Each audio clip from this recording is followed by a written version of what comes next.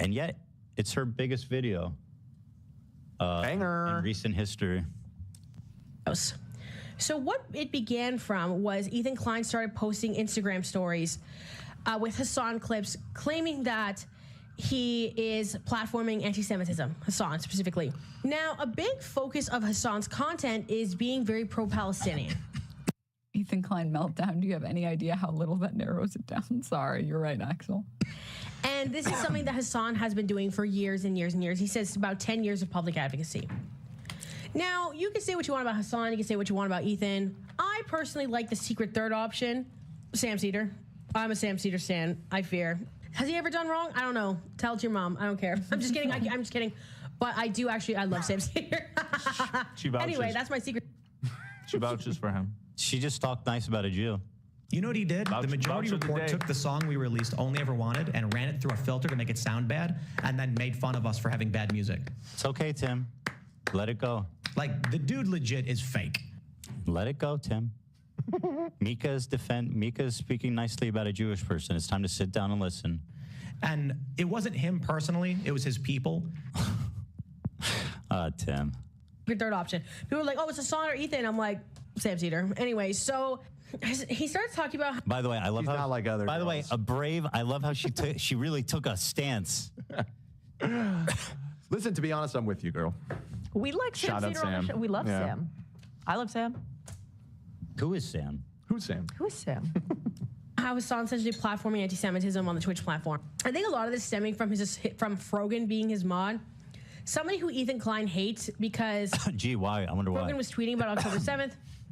Ethan Klein disagreed with a lot of her takes. He unfollowed Frogan. Frogan noticed and talked about it in Discord, and essentially said that she would like to support Zionism if that means Ethan Klein would follow. Hold on, she didn't just talk about it in Discord. She was like talking about it on Twitter publicly, right? I mean, I don't remember exactly. I think it was a lot of things. Yeah, As these sort of progress, you get into what people have been referring to as the Instagram story crash out. This has been something that a lot of people have DM'd me wanting to know about. Yeah, what's your take on this? Really? Tell me. Really, Mika? Tell me what's your take on if Hassan is platforming anti-Semitism. Let's hear it. And I've talked about it in private with people, like brave. with text messages and stuff, because some of them have just been so heinous that I'm just like, Like what? Like what was so heinous? Read it. absolutely caught aback by this thing's. Can you even read? Are you just like, I mean, I'm being real. Are you just staring at like your fucking hand pretending to be reading? I mean, Playing Candy Crush. Being Ethan Klein with like the media literacy of a 2-year-old.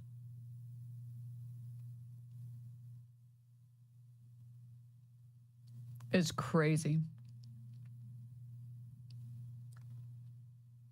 It's crazy to be Ethan Klein and then make fun of someone else and call them stupid. It's amazing that everyone can speak and say absolutely nothing.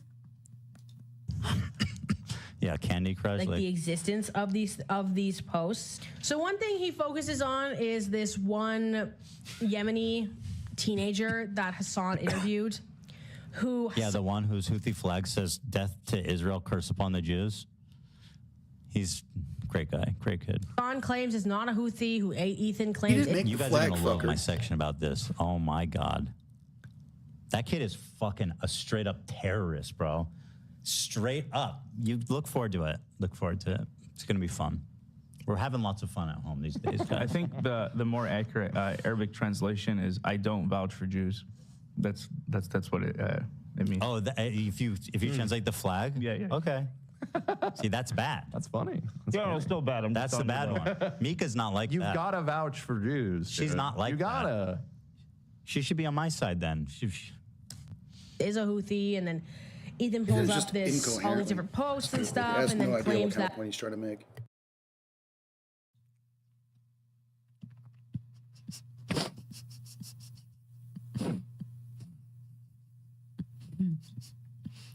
Bingo card. Keemstar mentioned anti-American. Hassan is afraid to respond, conflating Hassan with actual active anti-Semites. He tokenizes AB to seem less racist, unable to tell two Arab people apart, cites weird right-winger. That all these the Yemeni kids are Houthi and Houthi people hate Jews and all that kind of stuff. And Yeah, and so am I right? a lot of nuances to that, obviously. Oh my God. There's a lot of nuances to the Yemeni teenager as well. I There's no nuance, man.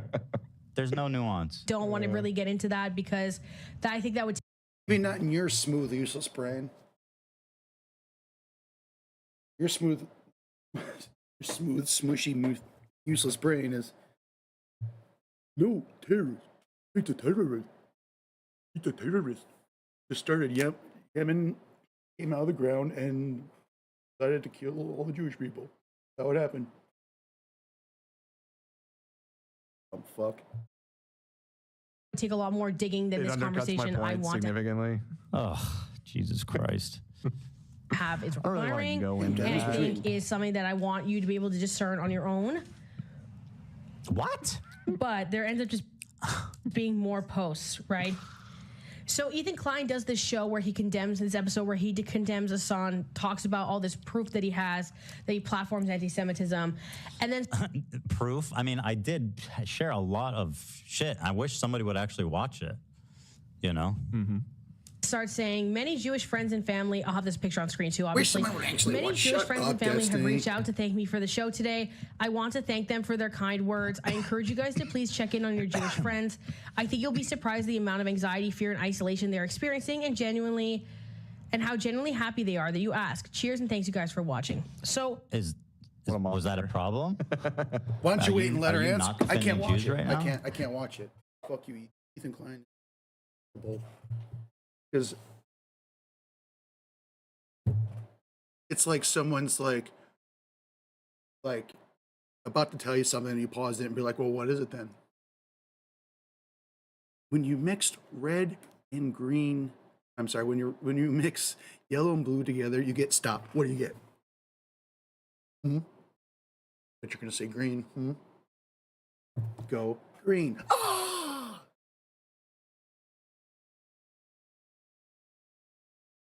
Unwatchable. He's just. I had no idea someone could be so obliviously self-aware, so full of themselves. I can't watch this anymore. Sorry, Denims. Yeah, guy from Disturbed is a Zionist piece of shit. Chicago's own, eat my dick.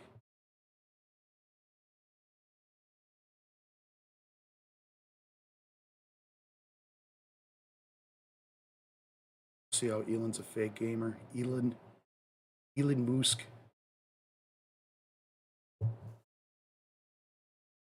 We're gonna go ahead and search.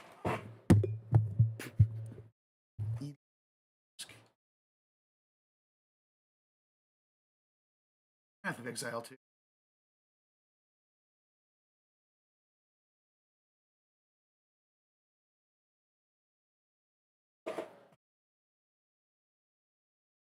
Get enough of this.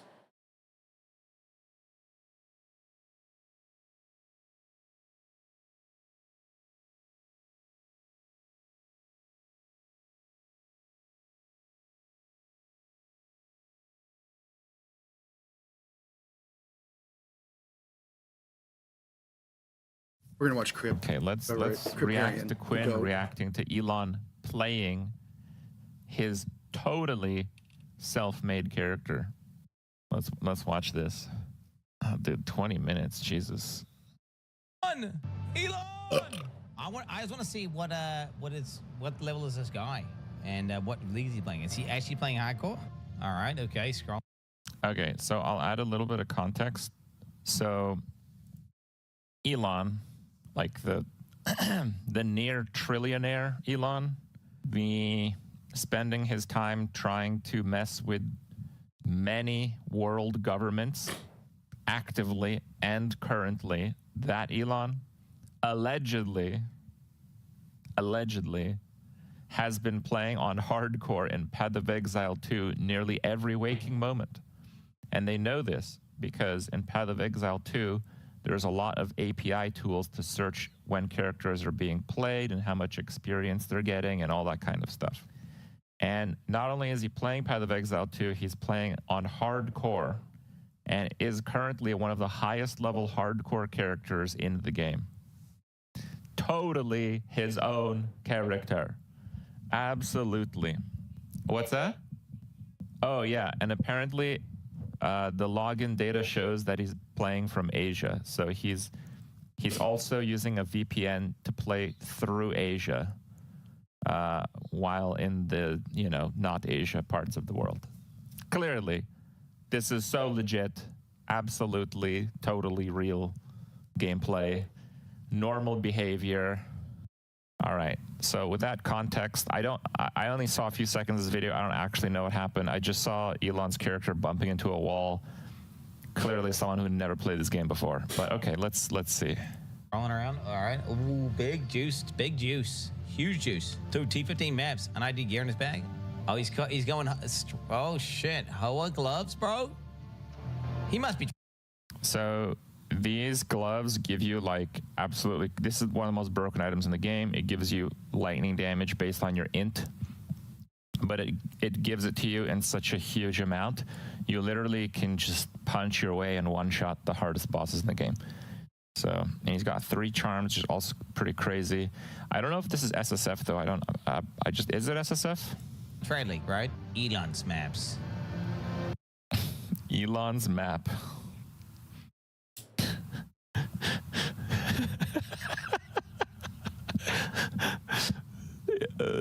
Yeah, dude. I totally normal behavior name my own tabs with Crip. It's not the currency tab, it's Crip's currency. Crip's maps.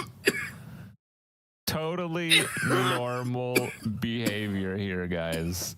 Absolutely nothing to see out of the ordinary whatsoever. What about the maps in the inventory, bro?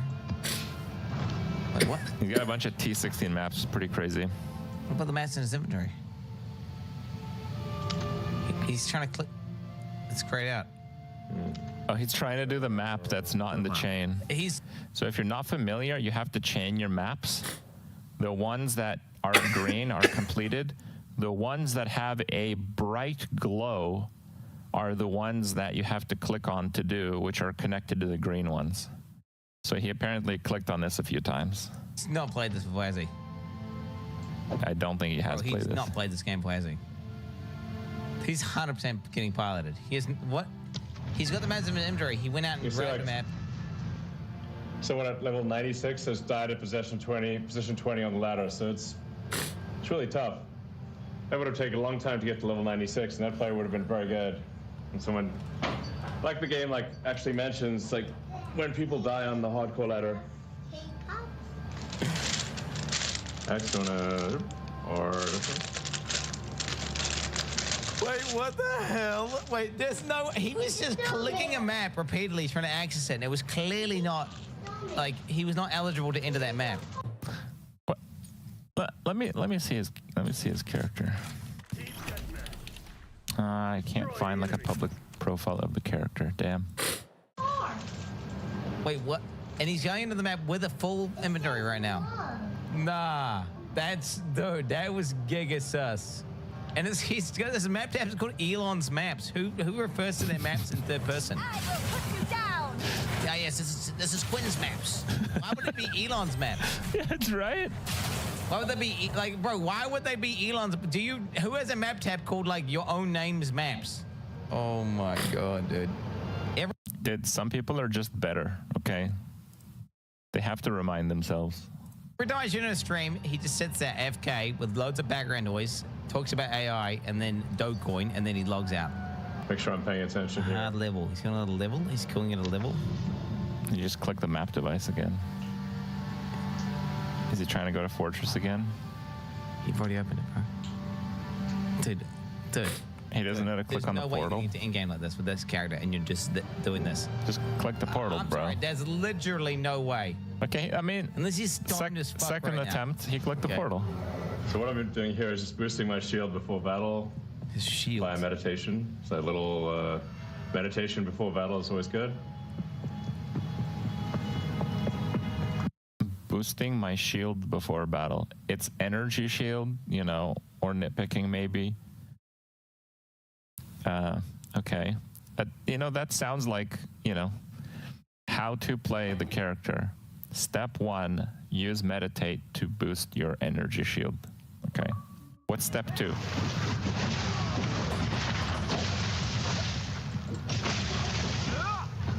See that backspace, bro. Even into your bags.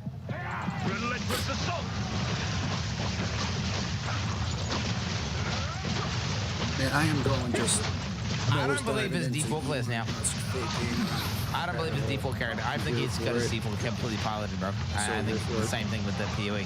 I think what happens is you get someone to pilot the account fully. I mean, character-wise, that's obviously it's one of the highest level characters in the game right now, and a lot of Giga-brain people with too much time on their hands play PoE. So obviously, it has to be a sick character to be near the top of the ladder on hardcore. The characters are very strong. Like popping the bell. That's a nice sound. That's a nice ring to it. He likes the ring to the bell. Same. Chaos Orb, no loot filter. Is like, no, he's just running past Chaos Orbs. He just ran past the Chaos Orb. Dude. Chaos Orbs are one of the most important currencies, and they're also really rare. Like, currently, I also play solo self-found. I have about 140 exalts, and I pretty much exalt everything. Like, I use them a lot. I have like 9 Chaos Orbs, just so you guys understand. So he's playing no loot filter. So those Chaos Orbs look like Wisdom Scrolls in the default game. Loot filter's been out for 2 weeks now, and he didn't pick up the Chaos Orb.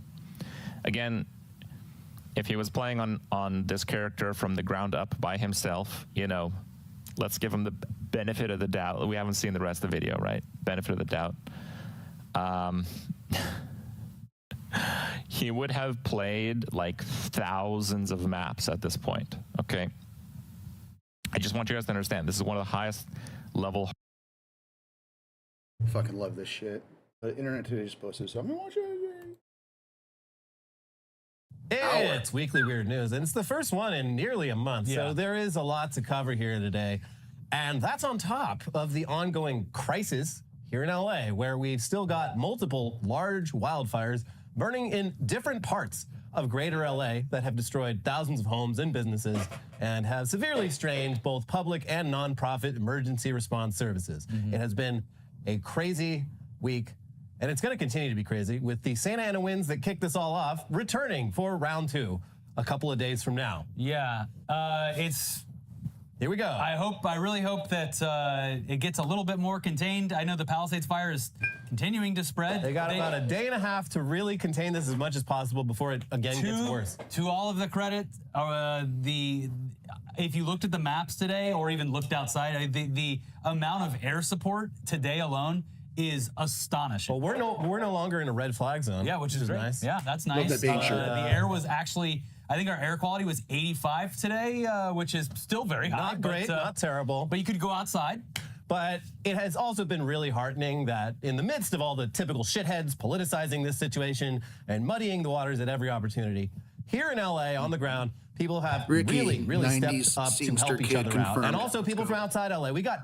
It is so beautiful and ironic that both Canada and Mexico have crossed international borders to contribute massively to fighting this wildfire at a time when international relations between these 3 nations have never been more strained for the dumbest fucking reasons. Yeah, and Canada has that really cool plane that can scoop up salt water. Well, they did until some dickhead tried to fly a drone over a wildfire and it hit the engine of that special plane. It hit like the wing. They took it out of commission for like 12 hours, though, which could have done a lot of help. It's a very useful plane because it's the one plane that can actually pick up seawater without completely fucking up all of its insides. Yeah. And we have that ocean there. Republicans are like, why aren't there, there's a bunch of water here. It's like, yeah, seawater is, you can't just put seawater in any old water plane. It'll fuck it up. Yes. But there is one plane that we do have from the kind people up in Canada that can do this. Oh, wait. We hit it with a drone. Oh, jeez. But yes, on the ground, beautiful, some of the most incredible moments that I've seen in the past couple of days. Entire communities coming together, the donation centers that I've seen in the past couple of days doing runs between them. It is humbling to see how much love and support has been pouring out of the community. Everyone wants to help. Everyone's doing something. And it's honestly very, very good to see. Although it is in the shadow of a horrific event. Yeah. It does, you know, faith in humanity restored. But like also like It is. kind of, yes. In a lot of ways. Yeah. Especially, you know, LA gets such a bad rap as a place of like vapid, selfish people. And that's really not true. And No, it's good not at all. And it's good to, you know, have it validated that, yeah, no, a lot of fucking good people live here. Yes. Now, it's going to be a long and painful recovery for a lot of people. But in the short term, a lot of organizations need monetary donations ASAP.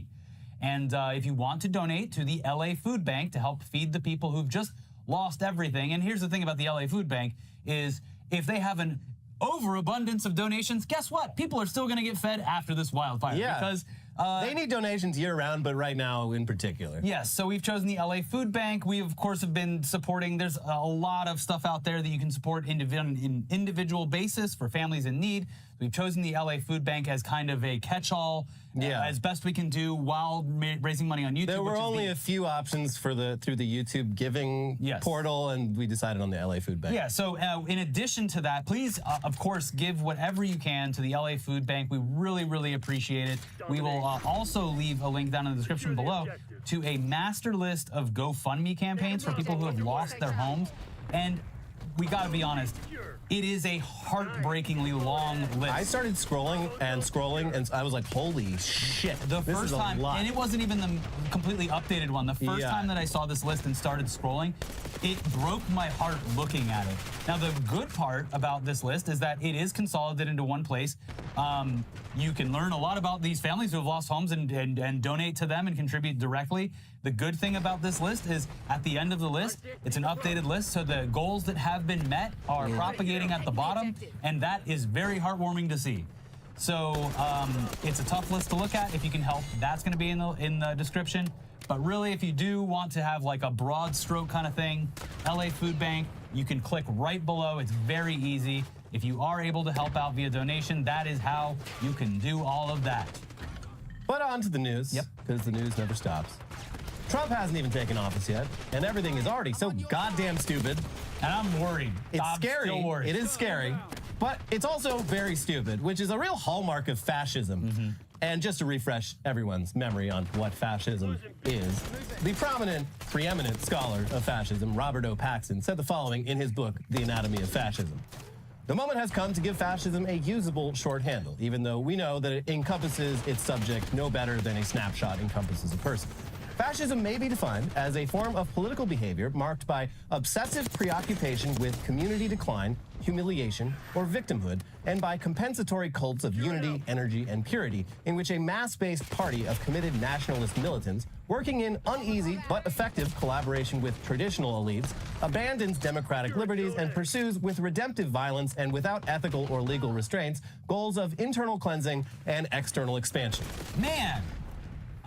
It's just so blatant that you would think that they would try to do a better job of hiding it. But I guess if a bunch of people throughout the past year or so are going to call you a fascist, well, you might as well do it. Yeah, I'm only doing this because you called me this. I wouldn't be doing this if you, I guess I'll just do fascism then. Once again, this is the Bernie Bros' fault. So it's actually, the external expansion part is actually a pretty recent addition to the MAGA playbook. Yeah, they didn't really have much of that before, but it's new. Now, it's easy to dismiss Trump's new obsession with annexing Canada, Greenland, and the Panama Canal as a distraction from the more immediate dangers that his presidency poses. But also, he kind of seems serious about it, and his supporters are very into the idea. Out of the three countries, annexation of Canada as the U.S.'s 51st state is the least plausible. But it's still terrible for relations between the two countries, and it provides a pretext for what's much more likely to happen: getting into a pointless trade war with our neighbor to the north that benefits neither side. I mean, it's at least nice to see that even among Canadians and Canadian politicians who otherwise like Trump, enthusiasm for actually joining the U.S. and having him as their president is virtually non-existent. And this week, two prominent Canadian politicians from two very different sides of the political spectrum weighed in on Trump's indecent proposal. Here's CBS News. The head of Canada's most populous province is taking shots at President-elect Donald Trump over his comments on annexing the country, joking that Canada should purchase Minnesota and Alaska in retaliation. According to Canada's CTV News, Ontario Premier Doug Ford, brother of Rob Ford, was questioned by a reporter on Monday about Trump's multi-pronged threats to impose a 25% tariff on products from Canada and Mexico in the first hours of his presidency, as well as making Canada the 51st state. You know something? To the president, I'll make him a counteroffer. How about if we buy Alaska, and we'll throw in Minnesota and Minneapolis at the same time, Ford said. Well, no need, because Minneapolis is in Minnesota. You can have it if you get the whole state. I mean, it comes with it. Yeah, it's Unless I guess Wisconsin wants to annex it. Minneapolis is actually the jewel of Minnesota, is what they call it. They're going to take a handsaw and finally separate the Twin Cities. Yeah, I mean, like St. Paul has been getting the short end of the stick for too long. If we're going to be doing trades, like I think all of the states that have those accents, they should be in one place together. Yeah, regional. Not based on borders? The land of people that kind of talk like this. And by the way, yes, Elliot is going to be in charge of deciding who gets to stay and who gets to go based on the level of their accent. All right, come on. Yeah. I don't know. Southern Illinois, no, you can stay. Northern Illinois, UP, you are out of here. Do not start vacationing more in the north, because if you come back with a thicker accent, you're gone. Everyone always talks about dividing countries by like religious affiliation, nationality, all these other things. I'm doing it the right way, by accents. Hey, a lot of America will love that because the South will just be completely it's one thing. State. Yes, exactly. The South.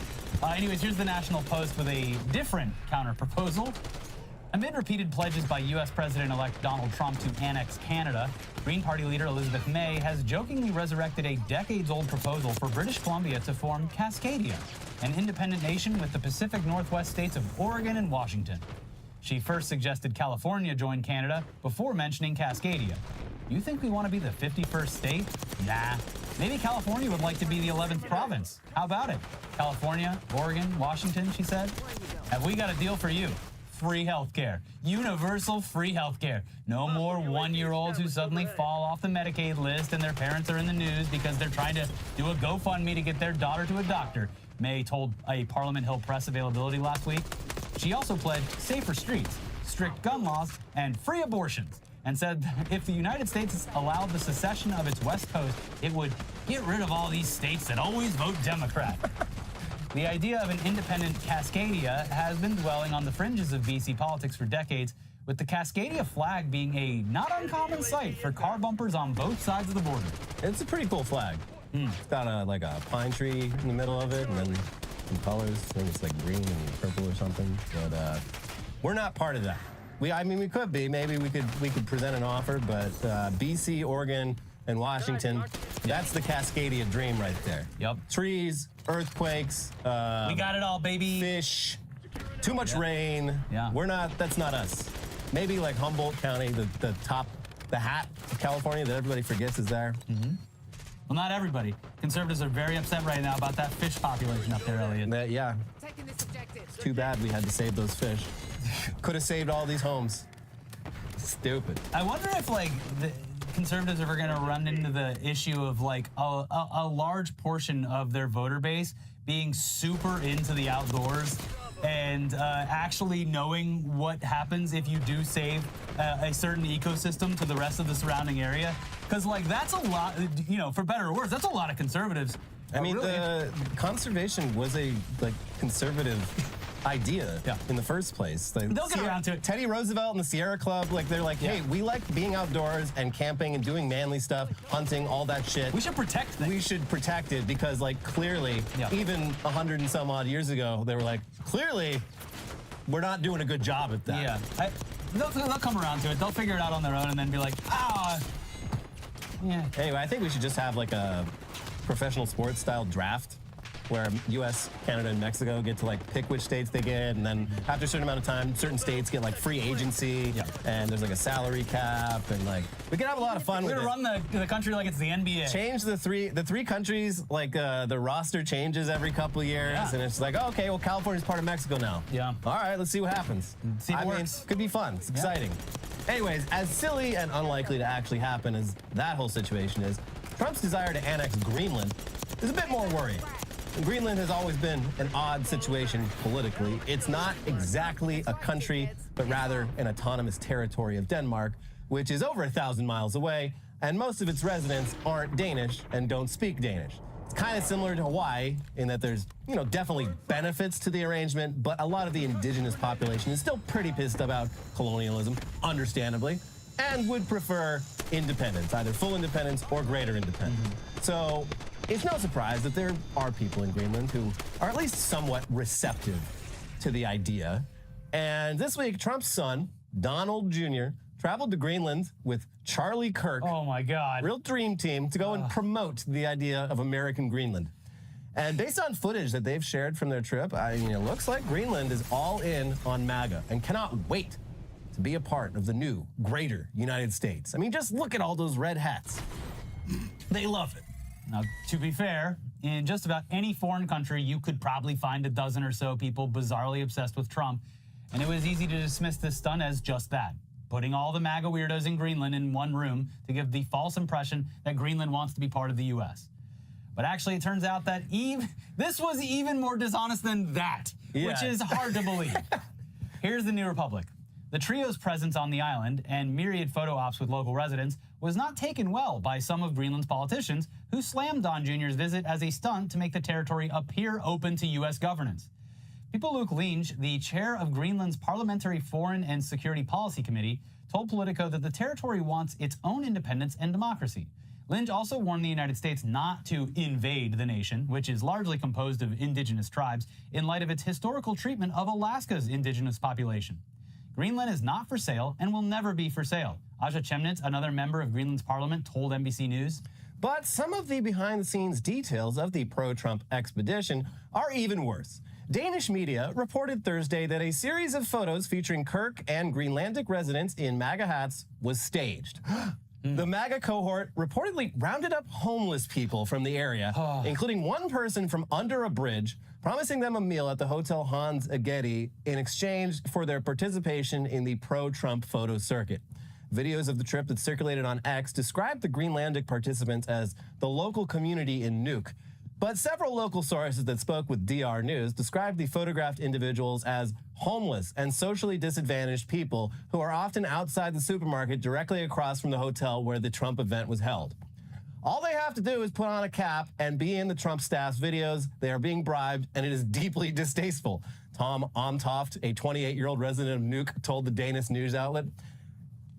Literally just the fact that they didn't go, they just looked across the street of the hotel and they're like, okay, those people look desperate. They look hungry. Go bring them some free hats, see what they like about that. They didn't even have they couldn't even be bothered to find any actual, I'm sure they exist, actual MAGA freaks in Greenland. They'd have to do actual organization, though. Like, they would have to put out a call and actually organize it instead of just showing up and doing literally the easiest possible thing. Yeah, just with a bag full of hats, going up to people like, hey, you hungry? You want to go eat at that nice hotel over there? Well, put on this hat and say nice things about America. Was this the one that had the headline like President sends fail son on pointless mission? Yes. It's probably. It could have been something else, but it was probably this. Yeah, that headline going around was honestly beautiful. Yeah. We crave. All right, Junior, off to Greenland with you. It's literally medieval shit. It's especially funny that it wasn't Trump himself, and whatever you think about Trump, he does have enthusiasm. He does have a magnetic personality. And especially visiting a foreign country, you'd be excited to be like, holy shit. People would be like, oh shit. Yeah, that's Trump. Don Jr. has none of those qualities. He is a repellent person. Yeah. And there's you send him to a place like Greenland where they probably don't even know who the fuck he is. Yeah. And they're just like, you said a free meal? Yeah, sure, I'll wear your hat, whatever. I guess so. And then Trump posted a video of a specific guy who really instead of just standing there with the hat was like, you please buy us, we want to be American. And then it came out that guy's a local, a known unsavory character in the local community who will do literally anything for money. Okay. It's all so fucking stupid. Yeah.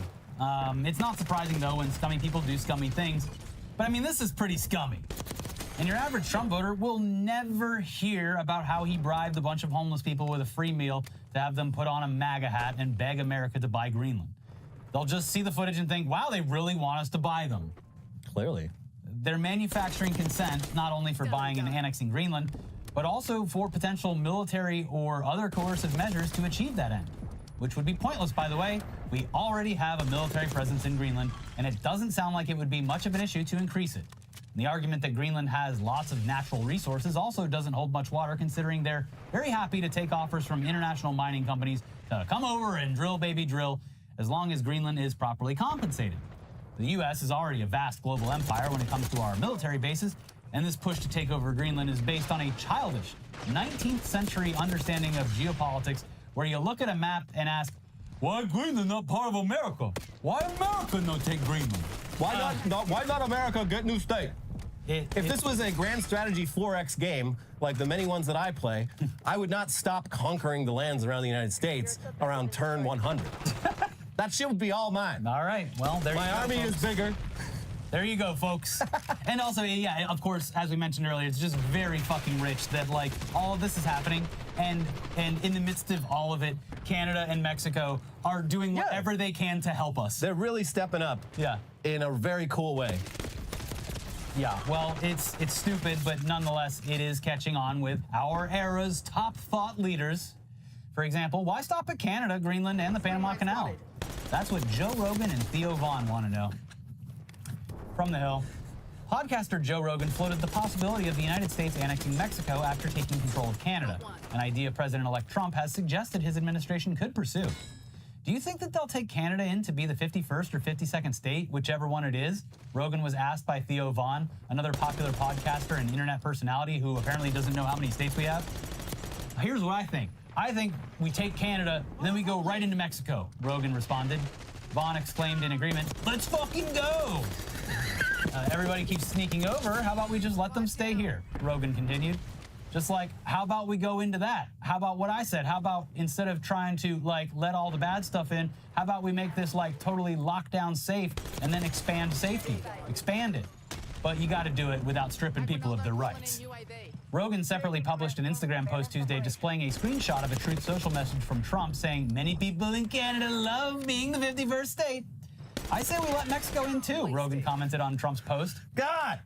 This is the man who arguably swayed the election for Trump. Yeah, you can say that. Listen, I still want to give Joe Rogan the benefit of the doubt and say that he is a very simple man, very easily swayed, and, you know, there should have been more efforts to sway him in the other direction, and the Democrats made no fucking effort whatsoever.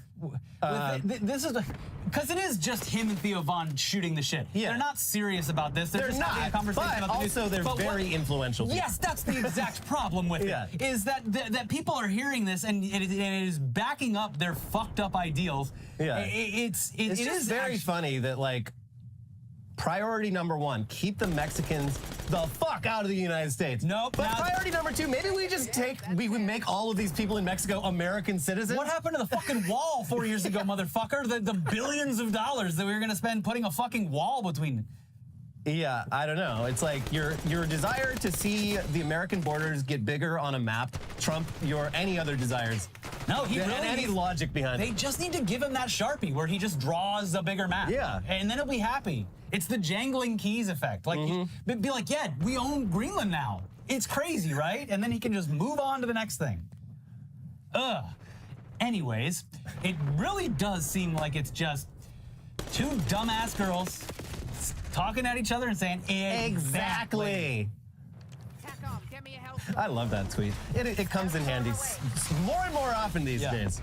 There are tweets that deserve to live on regardless of who owns the platform. Yeah. Anyway, let's shift now to a quick roundup of various MAGA figures who, despite the imminent dawn of Trump administration part 2, are having a really bad time, legally speaking. Oh my Lord. The courtroom sketch artist that is working on Rudy Giuliani deserves, put it in the National Gallery. Yes, the multi-angle, him on the monitor multiple times. He is, I mean, honestly, there's nobody that's better suited physically for a courtroom sketch artist than Rudy Giuliani. He's got a face like early period Jim Carrey, where just like every single frame is incredible. It's like if a caricature artist saw Rudy Giuliani, he'd have to go backwards to make him look normal. We're going to take the roller skates off. We're going to have you with a nice little briefcase and a business suit. Let's make you look less bizarre. We have to take the clown shoes off. Yeah, I'm going to put normal shoes on you. So yeah, we're starting with our old friend Rudy Giuliani, who really went all in on Trump and somehow still managed to lose everything. Usually when you're gambling, you go all in and you get everything you want, you win. But he went all in. Trump is president again, but Rudy is fucked. He got nothing. He's the physical, actual, real-life personification of the Monopoly guy where he's holding out his pockets. So, like Trump, Giuliani has been subject of non-stop civil and criminal legal action in the past 4 years, relating to not just efforts to overturn the 2020 election results, but also sexual misconduct. He's a real freaky boy. But unlike Trump, Rudy's not the president, and therefore can't just make it all go away. Rudy owes a lot of people a lot of money. More money than he has at this point. Far more. Yeah, way more. And his recent legal troubles have centered around his failure to pay his massive debts or even do the bare minimum to even start paying them. Relinquish some of the items that were awarded to other people in the case. Yeah. Particularly the money he owes to a pair of Georgia election workers that he defamed, who he owes millions of dollars to, and who he keeps defaming for some reason, even after being found liable of defamation. Back in November, this case resulted in some of the greatest courtroom sketches that we have ever laid eyes upon. One featuring a wide-eyed Rudy Giuliani flashing his dentures and angrily pointing at a judge who just scolded him for dragging his feet on paying his debts. And another featuring Rudy with his arms crossed, looking very upset by how his life has turned out. But this week, we got a new courtroom sketch of Rudy that may have taken the #1 spot. Just look at this beauty. Take it in. There's a lot there. That is Rudy Giuliani, via Zoom, holding up a gold pocket watch that he is supposed to have handed over to the people he defamed, along with a bunch of other valuables. And the facial expression that you see there is the face of a man who has found himself in contempt of court for continuing to stonewall the process of repoing everything he owns, opening him up to potential fines or even jail time. Do it. But that was Monday. And by Friday, Giuliani had found himself held in contempt of court for the second time in a week, in a completely different case. It's like he's my cousin Vinny in real life. This time for continuing to defame the election workers he was already found liable for defaming. They need to throw him in jail. Come on. I know he's old as fuck, but like, put him in a nice jail cell, treat him well, but put him in jail. The one, like, maybe he's making the rounds in conservative media, but the one shining light in all of this is that Rudy Giuliani's son, I haven't seen him at all since the Trump administration. His golf son? Yeah. Is he back? Yeah. Well, he had that role before, but now Rudy is persona non grata to Trump, it appears, because he's clearly not helping. Yeah, what's the point? So there's no point. Yeah. Rudy, it was fun kissing you on the lips when you looked like a lady. Thanks for everything, Rudy. Bye-bye. Bye-bye. Yesterday's garbage. Anyway, on top of all that legal trouble and everything that he owns being seized to pay off his debts, Rudy really isn't happy about those damn courtroom sketches. Oh, we're talking off. Here's NJ.com. Money and legal woes weren't the only things on embattled former New York City Mayor Rudy Giuliani's mind this week as he fought off a contempt charge in a $148 million defamation lawsuit. The Donald Trump loyalist reportedly snapped at a courtroom sketch artist over the way he was portrayed in her work. "You made me look like my dog," Giuliani said during a break in Monday's hearing, according to Reuters. He spoke to artist Jane Rosenberg, who was covering the hearing for Reuters. Giuliani reportedly asked Rosenberg to make him look nice. Should have put like little hearts around it. Oh, what the fuck?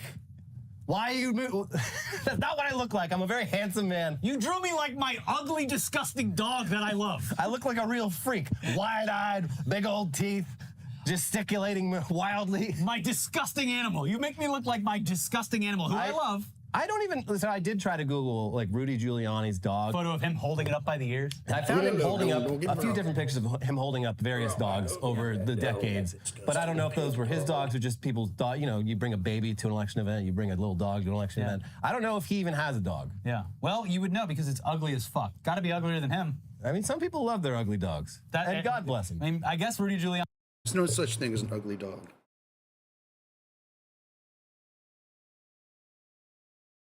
No such thing as an ugly person.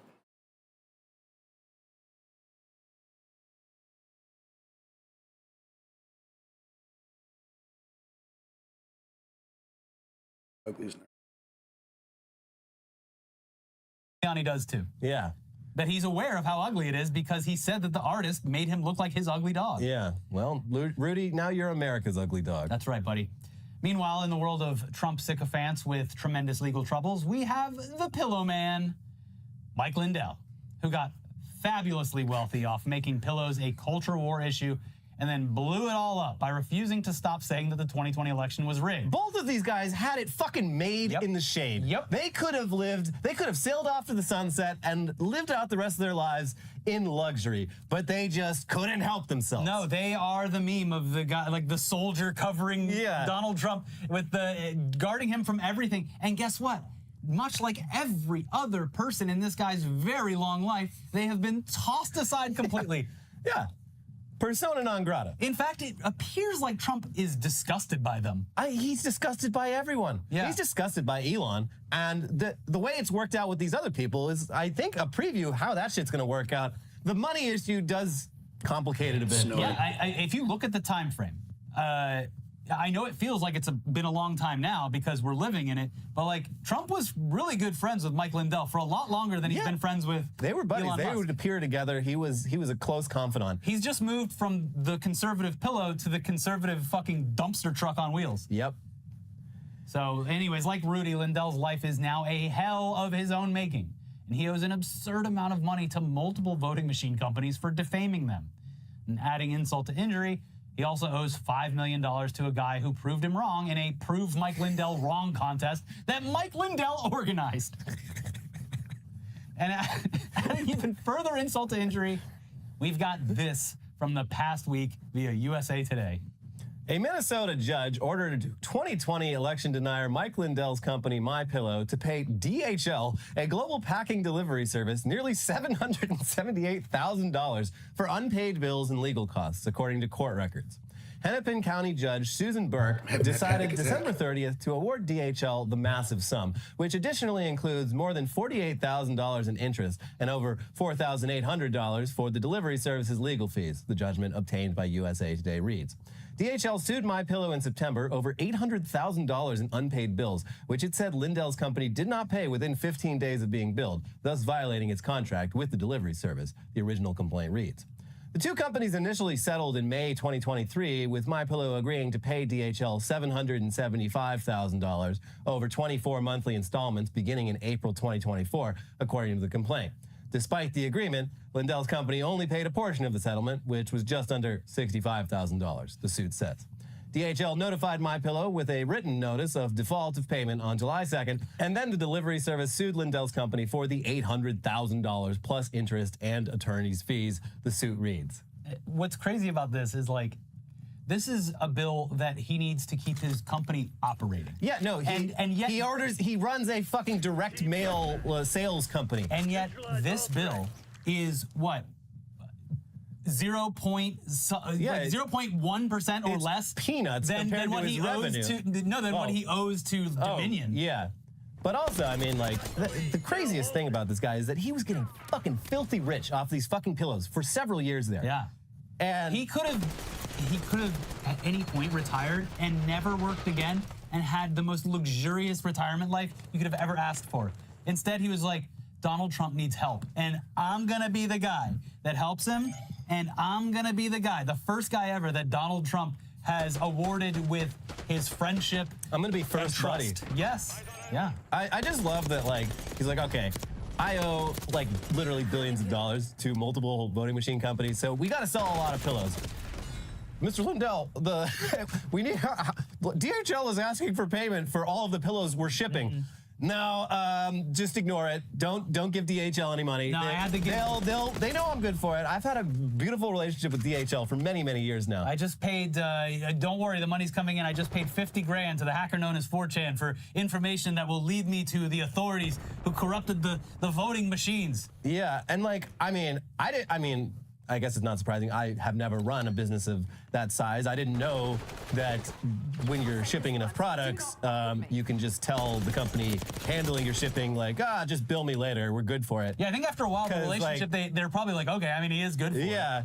But yeah, when you stiff a company like DHL, I feel like it would make companies like FedEx and UPS be also like, not want to work with okay, you. well, we're not shipping anything unless you give us the money up front. Yeah. which he can't do.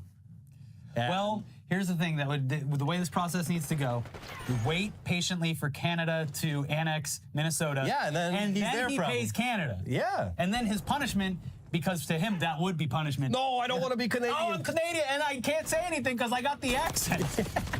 Yeah, no, you're definitely Canadian. Get up there. So up next we have, of course, George DeValder Santos. The fabulous George Santos. The disgraced congressman whose litany of lies not only led him to joining the very exclusive club of Congress members that have been formally expelled, but also got him in serious trouble with the law. Back in August, he pleaded guilty to wire fraud and aggravated identity theft related to his campaigns for Congress, and he faces over $500,000 in fines, plus up to 22 years in prison. But the sentencing hasn't happened yet, and Santos would like to keep it that way as long as possible. Here's the AP. Disgraced former Congressman George Santos has asked a New York judge to delay his sentencing on federal fraud charges until the summer, so he can pay off more than $500,000 in fines by making more episodes of his recently launched podcast, Ants on Fire. But prosecutors, in their response Tuesday, dismissed the New York Republicans' promises of a financial boon as extremely speculative and derided the program's title as a tone-deaf and unrepentant reference to the crimes he committed. So you know how I told all those lies and now I'm like really on the hook for all those many lies I told? Well, I have a podcast explicitly about how I'm a big fucking liar. Yeah. But a lot of money's going to be coming in from that podcast. Yeah. So it really is the lazy man version of writing a book about your many crimes. Yeah. They also cast doubt on his claim of having little more than $1,000 in liquid assets, as they argued for the sentencing to proceed as scheduled on February 7th. Prosecutors say the 36-year-old Santos has earned more than $400,000 from appearances on Cameo, the video sharing website, and another $400,000 from a new documentary since he was expelled from the U.S. House in December 2023. Santos was just the 6th House member in the chamber's history to be ousted by a colleague. His earnings, prosecutors said, come on top of the roughly $174,000 taxpayer-funded salary he received during his 11-month stint on Capitol Hill. And it's actually fucking, I'm genuinely shocked. It is wild that not only has he made that much money off of Cameo, but supposedly has a podcast that loads of people are tuning into as well. I'm sure the crossover between Talk Tua and Pants on Fire is... That's what I was going to say. I was like, it's insane that people would tune in for this, but like, Haley Welch is one of the top podcasters in the country based off of a joke she made about sucking dick. Yeah, and even if that was the jumping, like, good for her for making money and a career off of this, but the podcast is like, there's just nothing there. Yeah, it's less than nothing there. She's actively, I mean, I know she didn't know about it, but actively scamming her audience. That's how like fried my brain's brain is. I completely even forgot that happened. I trust her that she didn't know what the fuck was going on. Yeah. But yeah, so I mean, it's like, I wouldn't have believed that, but then that George Santos has a wildly successful podcast, but then you remember Hawk Tua Girl, and then you see that he earned $400,000 off of cameos. Like, how much was he charging? Like $400. So that's that was at the peak though. So that's like thousands. Yeah. Like 1,000 cameos. Like, I feel like in the first week or so, people were like, oh God, George. Like, how many people are today in January 2025 buying George Santos cameos? I thought everyone had moved on to the Costco guys who are like, sorry about your loss. Boom. that was a wild video. No, I mean, I'm constantly surprised by many things. So, yeah. But yeah, I mean, like, we get, I mean, in terms of the podcast, we get that the dude is extremely fascinating. But his whole thing is that he's completely full of shit. Yeah. And despite repeatedly promising to spill hot goss about Congress since his expulsion, he hasn't produced a single thing worth a damn. Probably because everyone in Congress knew from day one not to confide in a guy that everyone knows is extremely untrustworthy. Yeah. And it's insane that he has enough of a fan base to supposedly be pulling in that kind of money. But it's also not that surprising, I guess, because everything's fucking stupid. That's what's also frustrating about it is, like, he's like the king of essentially like post-edging. He's like, here's some crazy shit that you're only gonna hear from me, and I'm gonna put it behind a paywall, and then it's literally just nothing. Yeah, it's nothing. Yeah. So they're like, oh, finally on the podcast, we're gonna hear the real truth. No, you're not gonna hear shit. Anyways, that's enough politics for now. There will be more in the headlines half of the show. But for now, let's catch up on a piece of classic weekly weird news from our holiday break that demands our attention. Anyone who's been forced to attend Christmas Eve Mass, particularly Catholic Christmas Eve Mass, knows that it is boring as hell. And the whole time you're there, you want to get the hell home and do literally anything else. But attendees of Christmas Eve Masses at 2 different Catholic churches in Maryland, they got quite the show this year. It was way more exciting than sitting at home getting shit-faced on eggnog and peppermint schnapps. Here's the Independent. A man has been arrested in Maryland after authorities said he caused disruptions at 2 Christmas Eve Masses, pouring whiskey into the holy water and pelting worshipers with tangerines. Thomas Campbell Bowling von Goetz, 56, was arrested and charged with multiple offenses following the sacrilegious rampage on sacrilegious rampage on Tuesday, officials reported. According to the St. Mary's County Sheriff's Office, von Goetz entered Holy Angels Catholic Church in Avenue during a mass shortly after 5 p.m. He approached the altar and dropped... What? He approached the altar and dropped an onion in the aisle. Is he Shrek? I think he's like Grandpa Simpson. You know, Wait, fell off the belt. Yeah, it was the style at the time. You drop an onion in the aisle. He dropped an onion in the aisle, disturbing the peace of those attending. It wasn't a dry eye in the house. The sheriff's office said. A parishioner followed von Goetz as he exited the church to ensure he was leaving the premises. However, as soon as they were outside, von Goetz turned around and allegedly assaulted the citizen by throwing tangerines at them. Like, I don't know about all of the nominative determinism, but like if you got a guy with a goofy name like this, names. like you look, you check the list, you go, nah, hijinks are going to be afoot. Something's going to happen. Exactly. It continues. Later that night, during midnight mass at St. Francis Xavier Catholic Church in Leonardtown, von Goetz disrupted another service by pouring whiskey in the holy water and threatening to harm parishioners, according to law enforcement authorities. As church attendees escorted him from the building, he allegedly attempted unsuccessfully to strike several individuals with a whiskey bottle. Parishioners detained von Goetz until deputies arrived. He was then transported to MedStar St. Mary's Hospital for medical evaluation. On Thursday, police announced that von Goetz had been charged with second-degree assault, disorderly conduct, disturbing the peace, and threat of mass violence. He was also charged with defacing religious property, religious crime against a group, and obstructing a religious exercise. Damn. I mean, he did do all those things, but like, they make it sound worse than it was. Yeah. I mean, he just showed up with some whiskey and some tangerines and also 1 onion. Yeah. And well, he stole the baby Jesus or something. Like, if I'm bored as fuck at Christmas Eve Mass, and then some dude stumbles in and very slyly drops an onion. Whoa, did I do that? Yeah. That's interesting. The only you reason, have my attention. The only reason anyone even noticed is because of how bored they were. Yeah. God, I wish something would happen. Please, God, make something happen. Set a sign. Oh. Really makes you appreciate the Christmas season a lot more when there is a deranged man dropping fruits and vegetables everywhere and trying to spike the holy water. Yeah. Anyway, that's a Christmas Eve that none of those people will soon forget. You don't drink holy water anyway, right? No, you don't. So what's the... I don't know. Okay. I mean... Like he's spiking the punch at prom? Everybody here's about to have a great time. We all drink the holy water, right? But now that we're caught up on Christmas, it's time for New Year's. And for this, we hand it over to the Illinois Secretary of State, who closed out the year with a video about the most egregious custom license plates the state of Illinois has rejected in 2024. Illinoisans are known for displaying their creativity when choosing customized license plates, but they have to meet standards of good taste and decency. In 2024, we received nearly 60,000 applications for new personalized plates. 335 of them were added to our rejected plate list. Some of the rejects included bitchin', jagweed, axhole, I see what you did there, weenie, yet, which I had to Google, a bad MF, munch, which I'm told means more than it sounds, thick AF, again, had to look that up, duck off, maybe they were using autocorrect, shitted, did you really think we wouldn't catch that? And new to this list this year, and surprising no one, Haktua. You knew that one was bound to show up this year. While they lack subtlety, many of them made me laugh. Okay, well, yeah.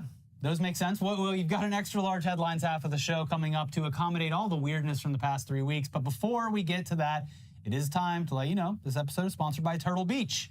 Winter has arrived, but don't panic. It's not a bad thing. It's an excuse. An excuse to cancel all your plans, slap on your Turtle Beach headset, and game until the sun finally decides to come back. For a marathon winter gaming session, you're going to want the world's most comfortable headset with superhuman hearing technology. Turtle Beach's new Gen 3 Stealth 700 headset picks up so much crystal clear sound, it's basically cheating. Even if the snowblower is going off outside, you'll hear every footstep, every reload, every enemy sneaking up on you like they're stomping through your living room in tap dancing shoes. And Turtle Beach headsets are so freaking comfortable, you'll feel like you're wearing a marshmallow cloud pillow on your head. Best of all, the Stealth 700 has the industry's first ever cross-play dual wireless transmitter system. That means you can seamlessly switch between your consoles and PC with just the click of a button. And it gets even better. While being connected to your console, the Stealth 700 can connect with your phone for music streaming or taking calls at the same time. Imagine listening to Led Zeppelin while going on a kill streak in Call of Duty. For a limited time only, get 10% off your entire order with code WEEKLYWEIRD at turtlebeach.com. Don't miss out. Stay warm and level up your game with 10% off at turtlebeach.com using promo code WEEKLYWEIRD. New year, new gaming gear. We've both been rocking this headset for a while now, and not only is it super comfortable, not only does the sound quality definitely give you an edge, the battery life is, and this is the most important part, it's insane. It is very nice having a wireless headset that you almost never have to think about charging. Of course, we all have that one friend whose headset always seems to die right when you're down to the last two teams. But Turtle Beach's Stealth 700 headset has an insane 80-hour battery life with quick charge, so you rarely have to think about charging it. Turtle Beach doesn't just have amazing headsets, they have every gaming accessory you could ever want, and they're all high quality at prices that don't break the bank. From flight and racing simulators to controllers, keyboards, and mice, Turtle Beach is the ultimate gaming cheat code.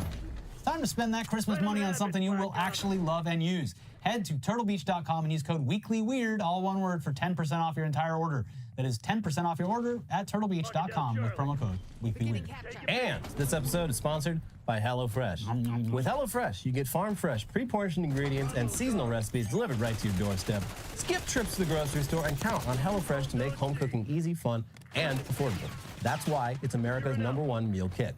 Tired of figuring out what's for dinner night after night, especially on those busy weekdays? Get dinner done the easy way thanks to HelloFresh. It's easy to find time to eat well with 50 wholesome, hassle-free meals to choose from each week delivered to your door.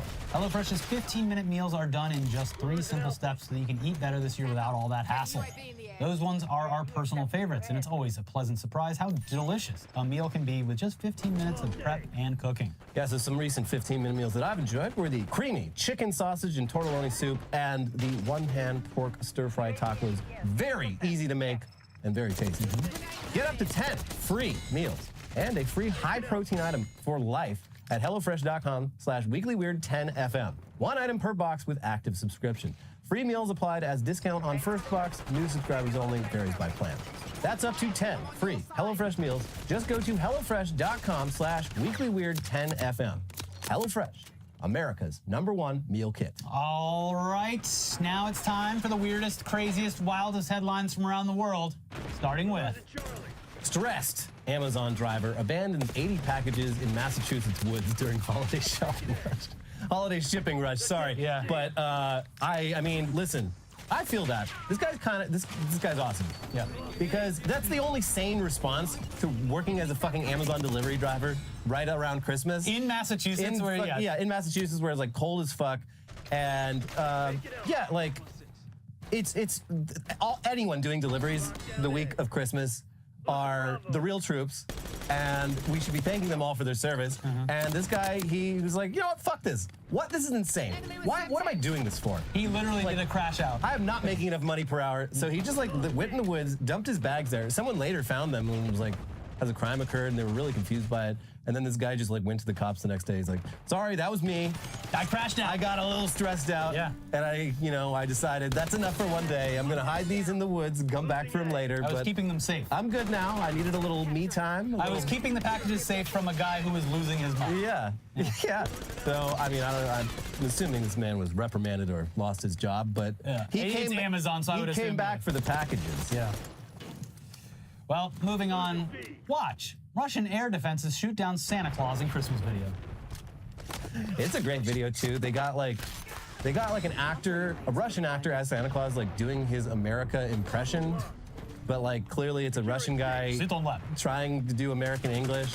And yeah, they shoot him down with a missile. Because like I think we talked about this last year, but Russia, they got their own Santa Claus, like Grandfather Frost or some shit. They think Santa Claus is American and they don't want, they get him out of here. We got our own Santa. He's way better than that one. Do they not like know that the whole world is kind of pissed at them for shooting down actual aircraft too? Yeah, the timing of this ad was very unfortunate. It was like a day or so before they allegedly shot down that plane because they thought it was a Ukrainian drone. So yeah, not great. Not great timing. But, you know, if that had been Santa Claus, everyone... They would have cheered. Yeah. They would have loved it. Yeah. Yeah. What we did there was fucked up, but imagine if that was Santa Claus. Yeah. Coal raining for pretty hours. Cool, actually.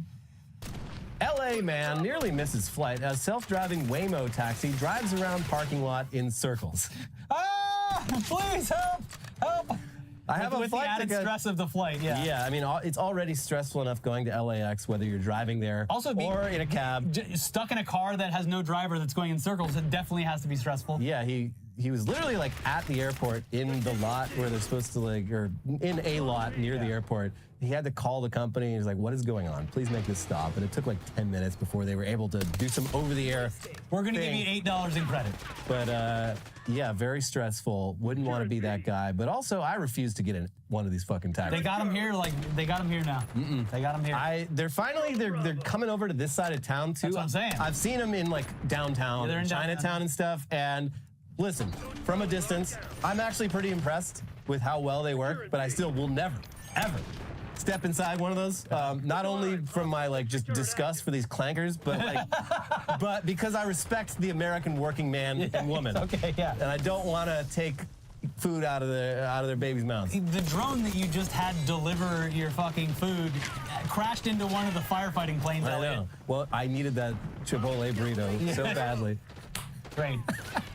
DraftKings users can now buy better odds via subscription.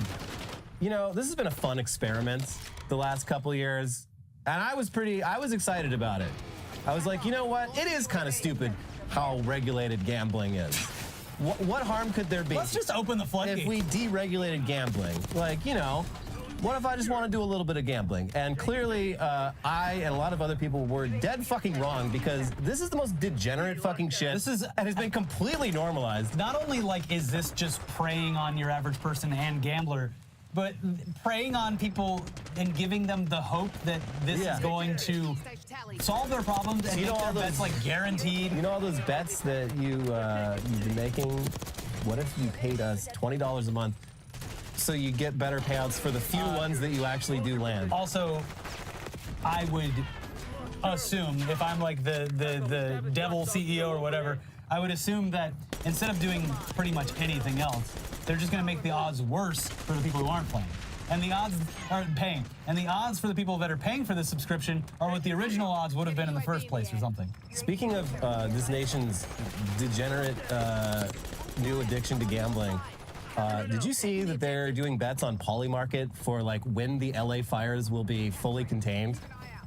And it's just like with the election. Remember during the election, it's like, well, you know, Trump's, he's probably going to win because Polymarket is betting on him.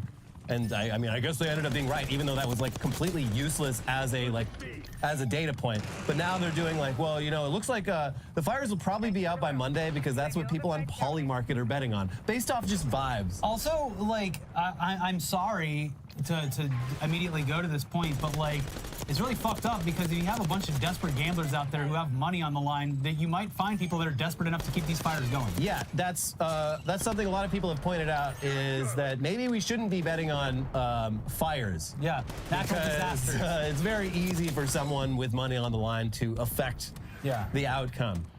God damn it. Awful. But let's move on. Texans made up largest segment of Kansas abortion patients in 2023. Yeah, it's crazy how, you know, it just happened to, last year was just a big year for no other reason. Yeah, you ban abortion I mean, like, I guess now moving forward, like, no, you can't do that.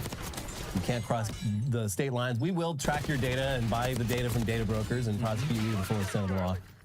But, It's weird that so many Texans, despite abortion being illegal, found a way to do it. Almost like this was the central reasoning behind the original Roe v. Wade decision. Yeah, and the further you peel away at this, the sadder it gets, because then you have a bunch of people who don't have the means to get to Kansas, who were not able to get medically properly performed abortions, people who have been forced to give birth or have potentially been injured or even killed in an unofficial capacity, trying to get an abortion, literally a back alley abortion. Because as so many people seem to not understand, sometimes abortion is medically necessary during complications from pregnancy. And in states where they've banned abortion fully, the rule is pretty much just, I don't know, I guess you're gonna die.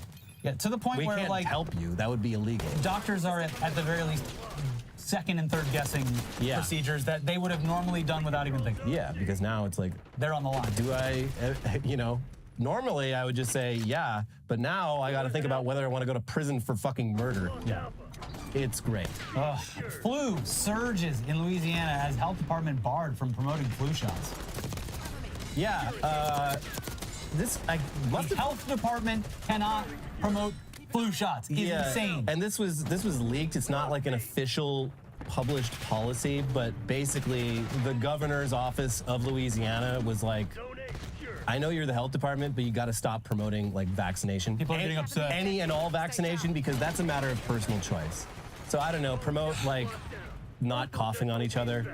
Actually, don't do that either, because it's pissing people off. I mean, but yeah, they're like, just tell people they can do whatever they want. Yeah, people, you know, if people want to vaccinate, that's between them and their doctor. And I love the line, like, you know, they talk to your doctor about that, because yeah, so many people are just seeing their doctor on a regular basis and consulting them for health decisions, and not seeing their doctor once every few years or just never, because they don't even have a personal doctor. Yep. Consult your doctor. Speaking of health, health insurers limit coverage of prosthetic limbs, questioning their medical necessity. They love making everyone just really enjoy their presence. Well, you're not dead. You can sit in a chair perfectly fine. I don't see how giving you a prosthetic leg or arm is medically necessary, seeing as here you are without the prosthetic and still got one good arm, one good leg. You can hop around. What's the big deal? Why are you asking me, the health insurance company, who you've been paying for years, paying for your whole life? Why is it my fucking responsibility? I don't know. God. Figure it out, I guess. Extermination dismemberment to replace stabbing on aborted, ingested, and peeling flesh tour. I know peeling flesh. That's the only. Oh, so you actually? I didn't know. That's the only one out of all of them that I know. I'm sorry. I'm sorry. So I've been a little bit out of the. This incomprehensible headline here is about. I believe like there was a tour with 3 bands. They had stabbing, aborted, ingested, and peeling flesh. I guess 4 bands, but stabbing had to back out. So extermination dismemberment stepped in to replace stabbing on the aborted, ingested, and peeling flesh tour. And it sounds like the fans are, they're disappointed, but they'll take it. They were hoping for the dismemberment plan and not extermination dismemberment. Everyone's very upset. I don't have any more jokes. I only know the peeling flesh band. Sorry. Fisherman hooks drowning woman and reels her to safety. I love this. He holds it up. Got the dating profile ready. Help! I'm drowning! Oh my God! Finally, we got weights and fish. I do like. Apparently, like he did it. He's an expert fisherman. Got it on his first try and like hooked the woman's pants. Yeah. Whoa. But like regular Pepe Le Pew. I do love like it seems so much more likely that he would have like caught it on her flesh and like reeled in this woman, or maybe even just caught her on the mouth. Yeah. Like, oh my God! Oh fuck! It's like, I'm helping you. This is me saving your life. Fuck no! I mean yes. Oh fuck! No, he did it right. He did it. He did it. Would you rather be dead or hooked? I'm taking the shark every time. I choose the hook every time. Man arrested after telling Marietta officer he was the DUI tonight instead of the DD. Yeah, it's me, officer. Hey, don't worry. I'm the DUI tonight. That's literally like, the officer's like, what are you doing tonight? He's like, I'm just dropping off my friends because tonight I'm the DUI. And the officer's like, you're the DUI? He's like, that's right, officer. We pick one every time. I'm the DUI tonight. And he's like, did you mean DD? He's like, wait, what did I say? Oh, fuck. Well, let's get this over with, I guess. No, every Friday, me and the boys, we draw straws. All right, who's getting the DUI tonight? Because I ain't taking an Uber. I ain't getting in one of those Waymos. A lot of people want the least drunk person to drive the car, but here in Marietta, we do things a little bit differently. We get the drunkest guy to drive, and we make sure that he gets arrested. Yeah. This happened on New Year's Eve, and I was near Marietta that same night, and this man might have been partying in Temecula, where I was. Wow. They had a great drone show. It's certainly not going to beat the drone show in Orlando that collapsed on the audience before Christmas. Oh, I must have completely missed that. Yeah, the drone show went fucking haywire. I believe a kid went to the hospital. I'm surprised it doesn't happen more often. Yeah. Because that's a lot of shit to fall down. I mean, yeah, and as we've said before, it's like, yeah, that's a cool alternative to fireworks, and now you can't do a drone show because it's attacking the people that are watching it. Yeah, I mean, it's a lot more interesting and a lot less disturbing to animals than fireworks. But also, if it goes wrong, I mean, if a fireworks show goes wrong, it's just all the fireworks go off at once. If a drone show goes wrong, you get like a bunch of objects falling on people with spinning blades. It was apparently a very serious injury. So. Yeah, I believe that. They're falling from a pretty... Look what it did to that plane. Yeah. We should ban drones. That's right. Diagnostic dilemma. A woman's nut allergy was triggered after sex. Yeah, that's You're not allergic to nuts, are you? That's how you know you really gave it to her, is when her nut allergy it flames up after you finish. Because as we know, nut is stored in the balls. Yeah. She got that nut. We could be, this woman could be a lesbian. We could be just... No, it was a dude. Okay. It was a dude who raw dogged her. And it's actually really interesting, like, science, because she has a nut allergy. The dude who splooged in her ate a certain type of nut that she's allergic to earlier in the day. And so this is the first time anyone's, like, ever figured out they're like, oh, like, allergens can travel through semen. Yeah. And they had the guy come back to the hospital, and they're like, come back. Eat a bunch of nuts, wait like a half hour, and then splooge in this cup, and then don't eat any nuts, come back in 24 hours, splooge in this cup, and we're gonna like stick a needle in both jars and just prick this woman's skin to see what happens. And sure enough, the nut. Damn, the doctors did back shots on her? They did. Wow. Microscopic back shots. But yeah, it's this is kind of scary. Your fetish just dropped. I don't know if it's like, I assume other allergies this would be true for as well. Yeah. So, kind of wild. Yeah. Do not, like, if she's got a shellfish allergy, no. No, all you can eat shrimp. Peanut, tree nut, none of the nut allergies when you nut. Yeah. And final headline, Disney to merge Hulu Plus live TV with Fubo, taking on YouTube TV and ending Venu lawsuit, which that headline is already incomprehensible enough, but the best description of this that we saw was this post on BlueSky, which actually explains it better than the headline. Yeah. Hulu will merge with Fubo, so Fubo will drop their lawsuit blocking Venu. This is literally that tweet that went viral a year or two ago, where it's just a bunch of made-up words tossing content around. But yeah, I guess Bip Bop dropped the plube.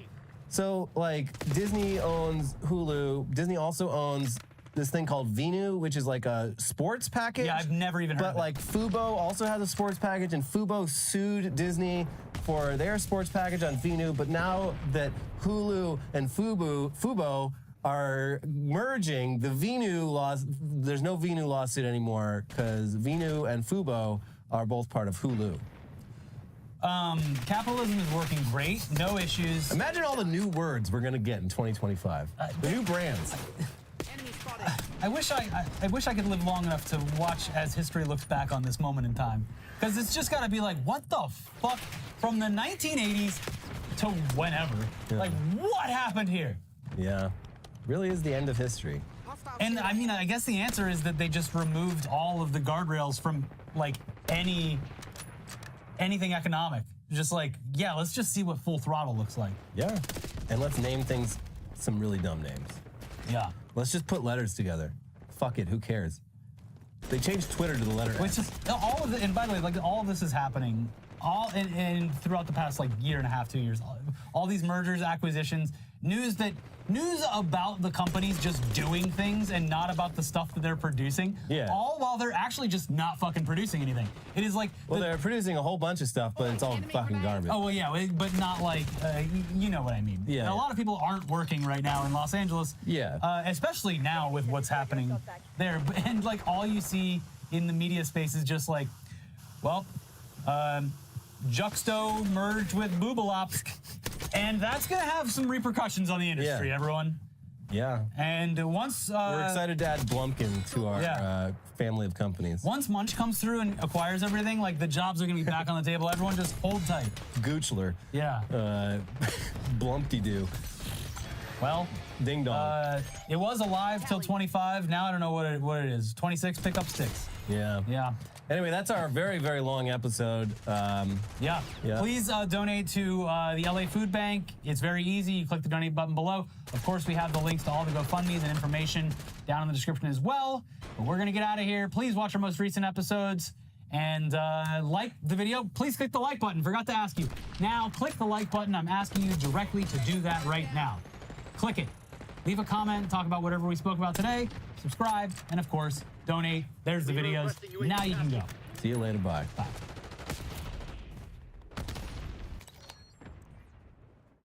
Kelly.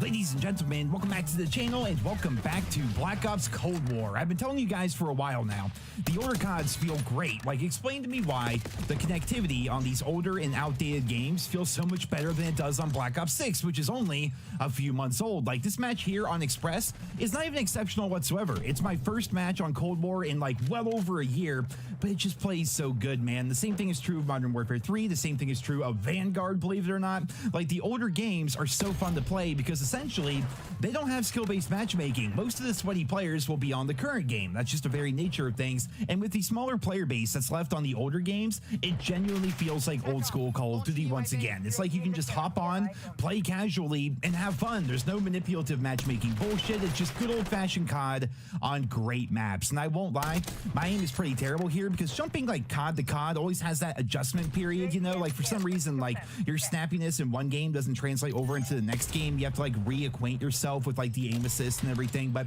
the biggest thing for me going back to these older titles after having played Black Ops 6 so much during the launch was getting used to playing on maps once again that were not all the size of Nuketown. With all the problems that Black Ops 6 has been facing lately, I think a lot of us have either forgotten or maybe just gotten used to the terrible maps that we had at launch in that game, which is a really valid criticism. Like, the maps are very small, the spawns are so broken, there's like no room whatsoever to breathe. And then when you go back to a game like Cold War or a game like Modern Warfare 3 or any of the other COD titles, it really goes to show that the maps in Black Ops 6 are one of the worst aspects of the game. You have those tiny maps, you have those horrible spawns, and you have the terrible servers. What a recipe for disaster. And speaking of those servers, I saw this thread today, so let's just go ahead and get into it because this is actually pretty freaking mind-blowing. This was a Reddit thread by a user named Teamy, I believe is how you pronounce it. It's spelled with letters and whatnot, but regardless, in there, they call out Activision for actively lying to their player base when it comes to our connection quality. You guys may remember the white pages they gave us where they go through and they talk about skill-based matchmaking, and they say that connection and ping being king, is the #1 factor when it comes to the matchmaking within the COD franchise. Like, connection is always their top priority, apparently, and right then and there, we all knew that was going to be a lie. But using his NetDuma router, Teamy here was able to go through and show just how bad the connectivity can be within Black Ops 6. So he's from New York, and he and his wife like to play games together after they get home from work, and oftentimes they like to play with a friend of theirs that lives in Pennsylvania. The crazy part about this is I'm also from Pennsylvania, and I did used to use a NetDuma router, and I experienced a lot of these same problems last year that they are currently facing this year. But what Teamy did is he recorded 51 games that they played this week on Black Ops 6, and they tracked, using their NetDuma router, what servers Call of Duty would connect them to. Here's a map of the dedicated server locations within the United States, and once again, they're from New York and playing with a friend from Pennsylvania. Very clearly, these are East West Coast people who should only be connecting to the East Coast servers. Well, in 4 of their 51 games, roughly 8% of the time, they actually connected to their home server within New York. In 31 of their games, they would be connected to the Midwest Chicago server, which happened to me all the time back during Modern Warfare 3, by the way. In 13 of their games, they were connected to the Southeast Atlanta server, which he and a bunch of people in the comments of that thread claim is like one of the worst servers in the country. In 3 of his matches, they connected to servers near Dallas, Texas. Like, what the hell? These guys are from New York and Pennsylvania. Why are they connecting to Texas if it's just them, right? And to quickly run over the numbers here, of the 51 games that they played this week, only 8% of the time would they connect to their home server as players from New York. 61% of the time, they would connect to the Midwest servers. 25% of the time, they would connect to the Southeast servers down in Atlanta. And 6% of the time, they would connect to Texas. Like, what is actually happening here? To visualize this, they live roughly here. I don't know where they live or anything, obviously, but I just picked like right there in the middle between New York and Pennsylvania. And instead of putting them on this server, which is right here, Call of Duty instead thinks it's best to put them over here, and down here. Like, how in the world can Activision claim that ping is king when you live right next to one of the biggest servers in the country and they connect to you on average halfway across the country as often as they connect to you to your actual home server? They live in New York. Why are they being connected to Texas? Why are over half their matches taking place on the Chicago servers if ping is truly king here within the Call of Duty franchise? It's quite clear what's happening here. Skill-based matchmaking or engagement-optimized matchmaking, wherever you want to call it, it's basically the same concept, is connecting them halfway across the country so that they can face players of an equal skill level, and the same thing is happening to each and every one of you as well. The reason why the game feels so bad from a stability and connection standpoint is we are bouncing around servers to match us with people of equal skill instead of just putting us on the nearest server where we would have the best connection to the game possible. One match we might be playing in Chicago, next match we're in Texas, next match after that we're down in Miami, after that for some reason we're over in Dublin, then we're in South America, then we're back up to North America. Like, do you guys see what I'm trying to say here? That is likely one of the reasons why COD feels so bad. There's no consistency to the servers that we're joining, and as a result, you get these wildly different gameplay experiences where sometimes it might feel kind of good, and I'm sure you guys have had that. Like, let's not act like Black Ops 6 is completely irredeemable. Like, you guys know, like, we have those good matches every now and then. The connection feels good, your shot feels on, like, the hit detection and server stability, like, all that just seems on point sometimes, you know? Like, sometimes the game feels really damn good, but most of the time, it doesn't. Most of the time, you're kind of just, like, in the middle somewhere, and every now and then, you have horrible matches where you're just lagging around constantly and everything feels terrible. The thing that really gets me is that the in-game ping meter essentially is just lying to us. Like, we've all experienced it. I've seen countless clips online, but you'll be stuttering around the map, you'll be rubber banding like crazy, and for me, a lot of the time it just feels like there are two magnets on either end of my character that are kind of just tugging me in one direction or the other. It's like the servers can't keep up with the inputs that I'm putting into the game. It just feels really freaking bad, but then you look at your latency and the game's like, nah, King, you're at 30 ms, trust, just believe us here. The servers in this year's game somehow seem to be worse than before. They track absolutely everything about your skill-based matchmaking data, but they can't bother to invest in better servers for the game to run on. It doesn't make sense to me, and I won't lie to you guys, that's one of the biggest reasons why Black Ops 6 fell off for me personally, and I'm sure the same thing is true for many of you out there as well. You guys have been watching this gameplay from the older Call of Duty games, and have you noticed a trend when it comes to the footage I've been posting? Black Ops Cold War, we got DM Ultra. Modern Warfare 3, we've got Interstellar Camo. Modern Warfare 2, we've got Orion. Black Ops 6, we have Dark Matter. I play these games, man. I genuinely love the Call of Duty franchise, and I want what's best for this franchise. I've been grinding these games for going on... Wait a fucking minute. COD 2025 will be 18 years of me playing Call of Duty. Holy fuck, I need to go lie down.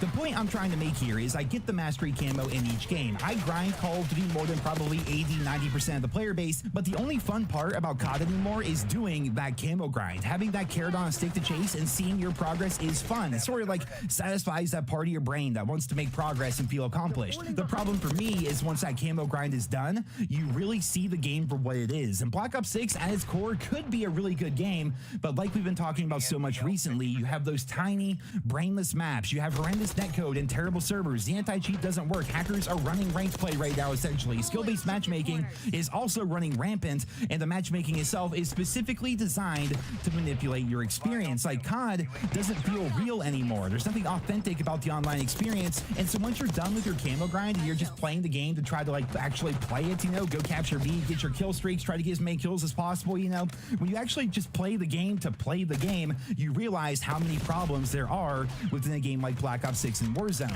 It's only when you play the games that are a few years older that you finally get to feel like the game was meant for fun rather than just sucking every last penny out of your bank account or every last minute of your time in the name of player retention. I know I'm not the only person that feels this way. I see it all the time in my Twitch chat, I see it on Twitter, I see it on Reddit. When people finish the camo grind, they're just left with the core game, and the core game isn't fun because of how badly Activision has mishandled this franchise over the course of the past 5 or 6 years. It feels like a hollow shell of its former self, but the one silver lining is finally the community as a whole seems to be coming to this realization, and Call of Duty is getting blasted with more hate than I have ever seen before, and fans are leaving in larger numbers than ever before.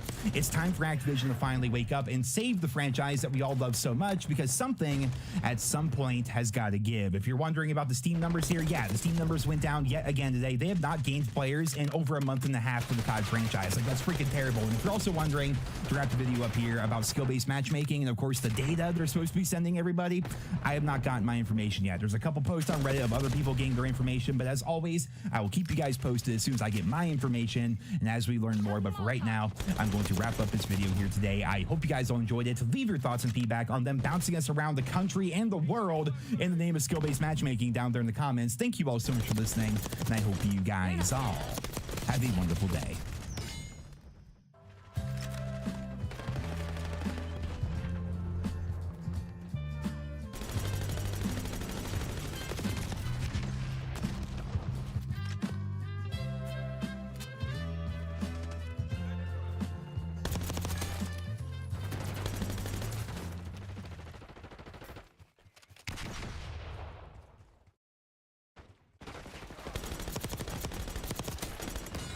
YouTube has a lot of content to watch. Some of it is long and some of it is short. Some of it is mild and some of it is radical. Now, with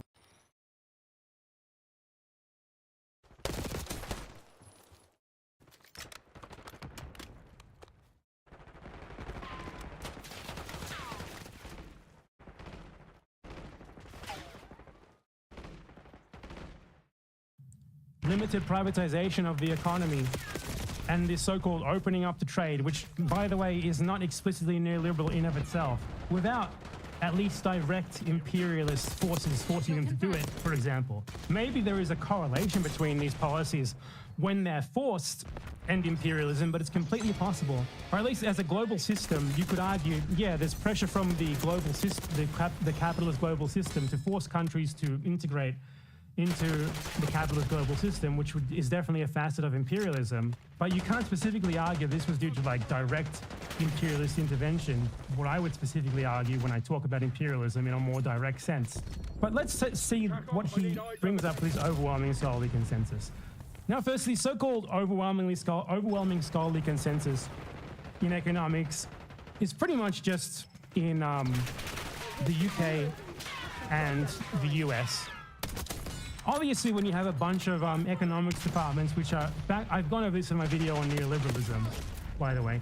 You have a bunch of economics departments which are primarily funded by donations from businesses, whose primary objective has been to essentially justify the economic shift ever since the economic shift happened. That's why they swapped from Keynesianism to neoliberalism, which happened because specifically beginning with the University of Chicago and the London Institute of Economics, from which it spread to the rest of the world. And yeah, there are a lot of this, like him saying this is like a settled science or something, makes no sense. There's plenty of arguments about this still. The World Bank or the IMF, one of those, so I think it was the IMF, released a paper like 5 years ago where they specifically said that the whole free trade, the whole globalization as a dogma thing has been vastly overstated. There are plenty of highly regarded economists who are not neoliberals. Like Piketty, for his flaws, is obviously still a capitalist, and he's very well regarded among economists. So this guy is just like appealing to a vague consensus that, according to him, is unassailable, without engaging with the arguments themselves, without even remotely touching the counter arguments, and without even providing any evidence of this consensus. This is exactly like someone, like a liberal taking a dogma as fact without even looking into it for themselves. This is pretty much the epitome of pseudo-intellectualism, if it can even be called that. I think it doesn't even come close. It doesn't even really try. So the first source that he provides, much research has been conducted on poverty, which has gone down across the board in an era where the world should be poorer than ever. Just how widespread so-called imperialism is. That makes no sense, for one, because imperialism was far worse before this present era of imperialism. We literally had direct colonization. Up until like the 60s and 70s, there was direct global European colonization. I think it's safe to say that imperialism was worse then than it is now, even though it's still obviously very bad. What the fuck is he talking about? So, like, of course, would the world get better after a bunch of countries are released from the clutches of a foreign power and finally given the chance to govern themselves? Yes, I would say so, regardless of what sort of policies they follow, just based on the fact that they aren't so directly being ruled by a foreign power anymore. Even though they're obviously still being exploited in a lot of cases, that alone is going to result in improvement. So we already have a massive fallacy at the beginning here. The world is factually less imperialist today than it was 70 or 80 years ago. And that is because of in many cases, communist-led struggles against colonization, primarily.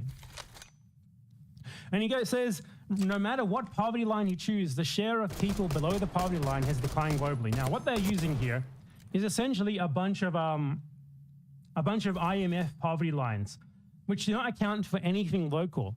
Now, I would like to ask you a question. Could you live on $2 a day? In very few countries in the world, you could live on $2 a day. In very few countries in the world, could you live on $20 a day? In some countries, probably like a little less than half, you could live on $5 a day. In many more, $10 a day. Still maybe around half. Above $10 a day, which is a very low bar, still not very many. So we have a poverty line being applied internationally, right? Without using direct price indexes, rather using purchasing power parity, which just makes an assumption based off GDP without really thoroughly engaging with a multidimensional poverty index for the subject countries. So for one, his idea of imperialism makes no sense. And for two, his justification of imperialism doesn't make any sense either, because less people living on $1 a day, living on $3 a day, living on $5 a day, living on $10 a day, etc., says fucking nothing. It doesn't say anything about what can these people buy with this. How are they actually living? Do they have a house? Do they have good education? Do they have good health care? Are they starving? Are they on the brink? Are they like living paycheck to paycheck, as they call it? This answers nothing.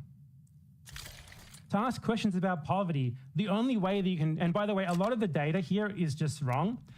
A lot of the data is pretty much non-existent. We'll go over that. There's a great Economics Explained segment where he basically explains this. So all of these poverty lines are completely invalid. They're not actually poverty lines. They're just gross income lines, basically, which means nothing, because they say nothing about how much this can actually buy for you in your local economy. If you want an actual, real, meaningful measure of whether people now can buy more than they did before the era of neoliberalism, which is what we're talking about. We're not talking about neoliberalism. We're not talking about imperialism. We're just talking about neoliberalism, which I'm fine to do. This is very easy to refute as well. You need to look at real wages. Communism is based. Real wages have not gone up almost anywhere in the world, and very few places have they, since the era of neoliberalism. I think it's fair, firstly, that we look at, let's look at countries that have factually been victims of US imperialism during this time period. US imposed neoliberal measures, specifically actual unambiguous imperialism. So Latin American countries where US supported dictatorships implemented neoliberal policies by force in no way that could possibly be argued as democratically from the early 70s onwards. Let's take a look. The countries being looked at here are Argentina, Brazil, Chile, free countries where US dictatorships were specifically installed at the behest of the USA to implement neoliberal policies.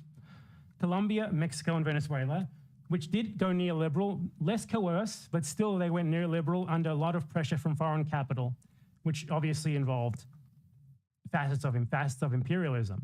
Let's check real wages. So we have average real wage, is this blue bar, the blue line. Unskilled real wage is the yellow line. As you can see here, we have a peak in the very early 70s, followed by another slight rise in the early 80s across all of these Latin American countries, then a sharp decline, followed by just bare recovery to the peak. So what we have here is that before the era of neoliberalism, the real wage was, for all intents and purposes, equal to what it is now. What that means is what you're earning isn't actually more than it was back then. This is the same exact thing in the USA. This is not just affected imperialized countries, but also the USA, which has neoliberalism imposed, obviously not through imperialism, but through its own government. Same in the UK. Let's look at real wages versus productivity in the US. Very, very well-known graph. You cannot talk about this without dealing with this. Post-Reagan, real wages barely increase. Productivity goes way up. What that clearly indicates is, in the neoliberal era, and by the way, productivity hasn't actually gone up. It's basically been going up at the exact same rate as it was before, but real wages have stopped going up with it. So what this means is that there is stagnation in wages while productivity has not seen any real benefit. So basically what neoliberal reforms have done here, and this is reproduced in India too, an imperialized country, I'm going to go over that soon, exactly the same graph, you can see it in India as well. What this shows is that neoliberal policies essentially end up appropriating more money from the workers than what they were making beforehand and giving it to capital. That's what this means. That's literally what this gap represents. More money going to the bourgeoisie. Let's look at India, exact same graph, which is a country that this guy specifically cites, and I'll show you. He cites this as an example of a country that has apparently benefited greatly. He says here, China, India, and Bangladesh were once extremely poor companies, but after opening up to markets and getting rid of central planning and embracing the dreaded sweatshops, their economies grew massively. What does that mean? What does it mean when GDP goes up? I don't care if GDP goes up. I care about the conditions of human beings. The average human being in India cannot buy any more now than they could in the 80s. Okay? This is a fact. Real wages in India. By the way, if India is the crown fucking jewel of globalism or whatever, 80% of the labor force continues to be in the informal sector with no job security or protective labor legislation. Fucking awesome, dude. Let's take a look at India, which has benefited massively. I mean, it's benefited massively, sure. It's benefited massively in generating capital for corporations, most of them foreign. It hasn't benefited the lives of human beings very much. Real productivity has been going up in India. Just look at this graph. Has been going up in India pretty much on a similar pattern to how it was during the supposed, I don't think India was anywhere near a central plan as this guy says, but let's give him that anyway. Since the 80s, productivity has been going up. Real wages are literally at the exact same point as they were in 1982. They have not increased at all. It's a complete flat line. What that means is the average Indian cannot buy any more today with their wages than what they could buy earlier. What that means is, essentially, things for them are exactly the same, practically exactly the same. For all intents and purposes, exactly the same. Yeah, India was never centrally planned. That's a ridiculous thing to state. India as a country has basically been it's been anarcho-capitalism almost. India is a country where, as it says here, 90% of workers are informal. What that means is basically it's the wild fucking West, at least metaphorically. You guys know I don't like to use that. I shouldn't have used that phrase, but people understand what I mean by that, right? There's basically no real regulation because most economic activity is completely informal. And it's still fucked up. It's still stricken with massive abject poverty. So look, this guy has failed completely on the first hurdle. He cites like World Bank poverty line, which doesn't take anything local into account. Doesn't take anything regarding actual human welfare into account. Makes no sense at all. It's really stupid. Like, it's literally number go up, world more gooder. Let's see what else he cites. No matter what poverty line you go down drastically, millions of people have been pulled from poverty and destitution. poor from poverty and destitution. Meanwhile, their material circumstances are practically exactly the same. Some claim this was only in China. However, that is also false. He just you notice how he just links a thing without actually engaging with it at all. Let's look at his actual source for that being supposedly false. If we look at the source, right, an absolutely massive fucking amount of this comes from China. You see here, the starting rate for the world, not including China. This is, by the way, this is according to that exact same completely invalid, like $1, $3, $5 a day poverty line, which isn't actually a real poverty line. You look at this, it goes from 29% to 12% according to this if you don't include China. But in China included, it goes from 49% to 10%. That is such a massive fucking difference. Like if you want to talk about poverty reducing, you want to talk about material conditions improving over time, you can look at, for example, the Soviet Union. The Soviet Union experienced massive fucking growth from 1928 to 1970, for example. You know, number went up. Does that mean that, like, is this like objective proof that the Soviet system is like especially good or something? According to this guy's logic, it should be. So I guess I just made an irrefutable argument because number went up without considering any other factors.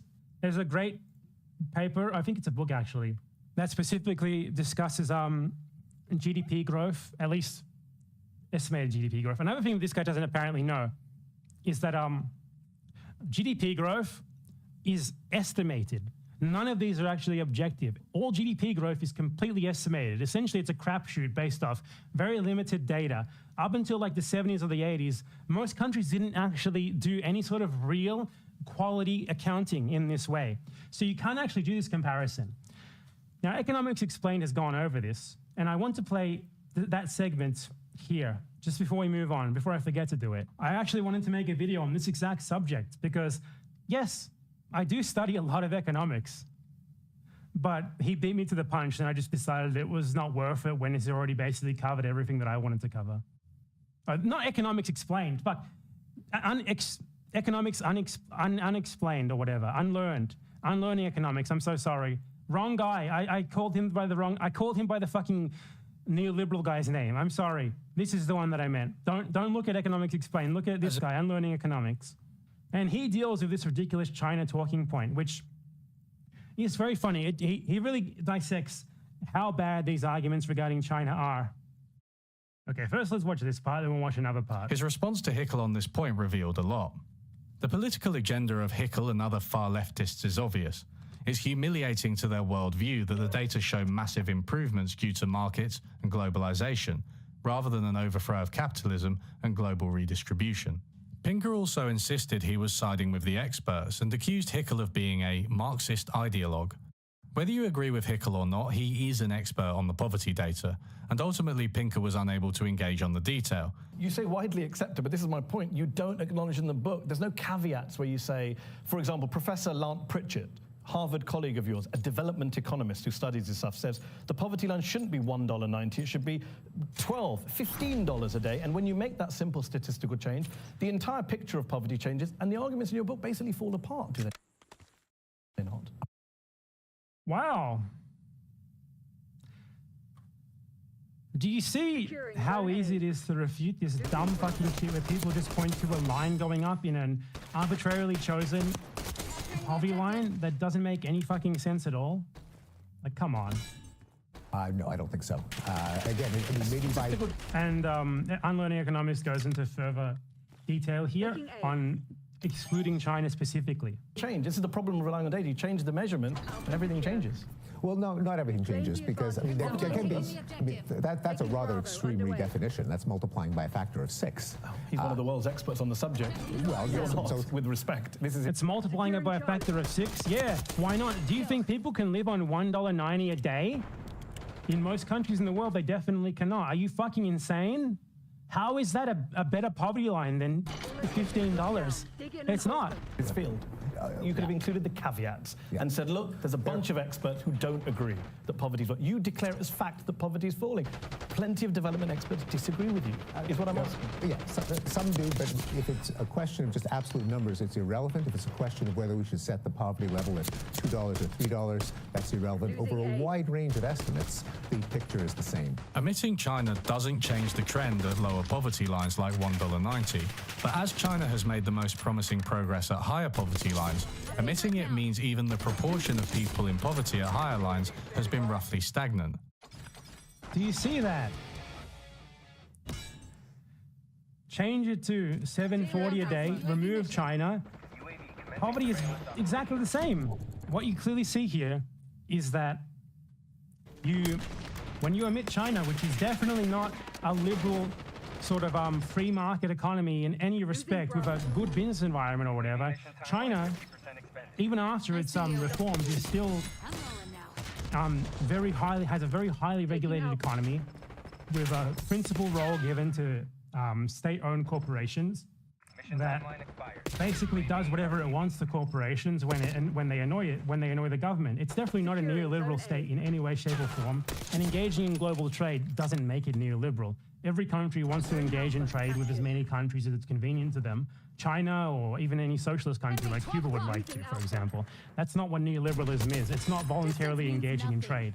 But like China, which is definitely not a neoliberal free market country in any respect, you remove it and you don't do these fucking games where you take a poverty line that literally most people in the world would be dead trying to live on. You don't do that and your narrative falls apart, even using these incredibly reductive, just blanket global poverty lines which don't even account for local conditions in any way, shape, or form. But the thing with global poverty lines in general is that they don't work. They're incredibly reductive.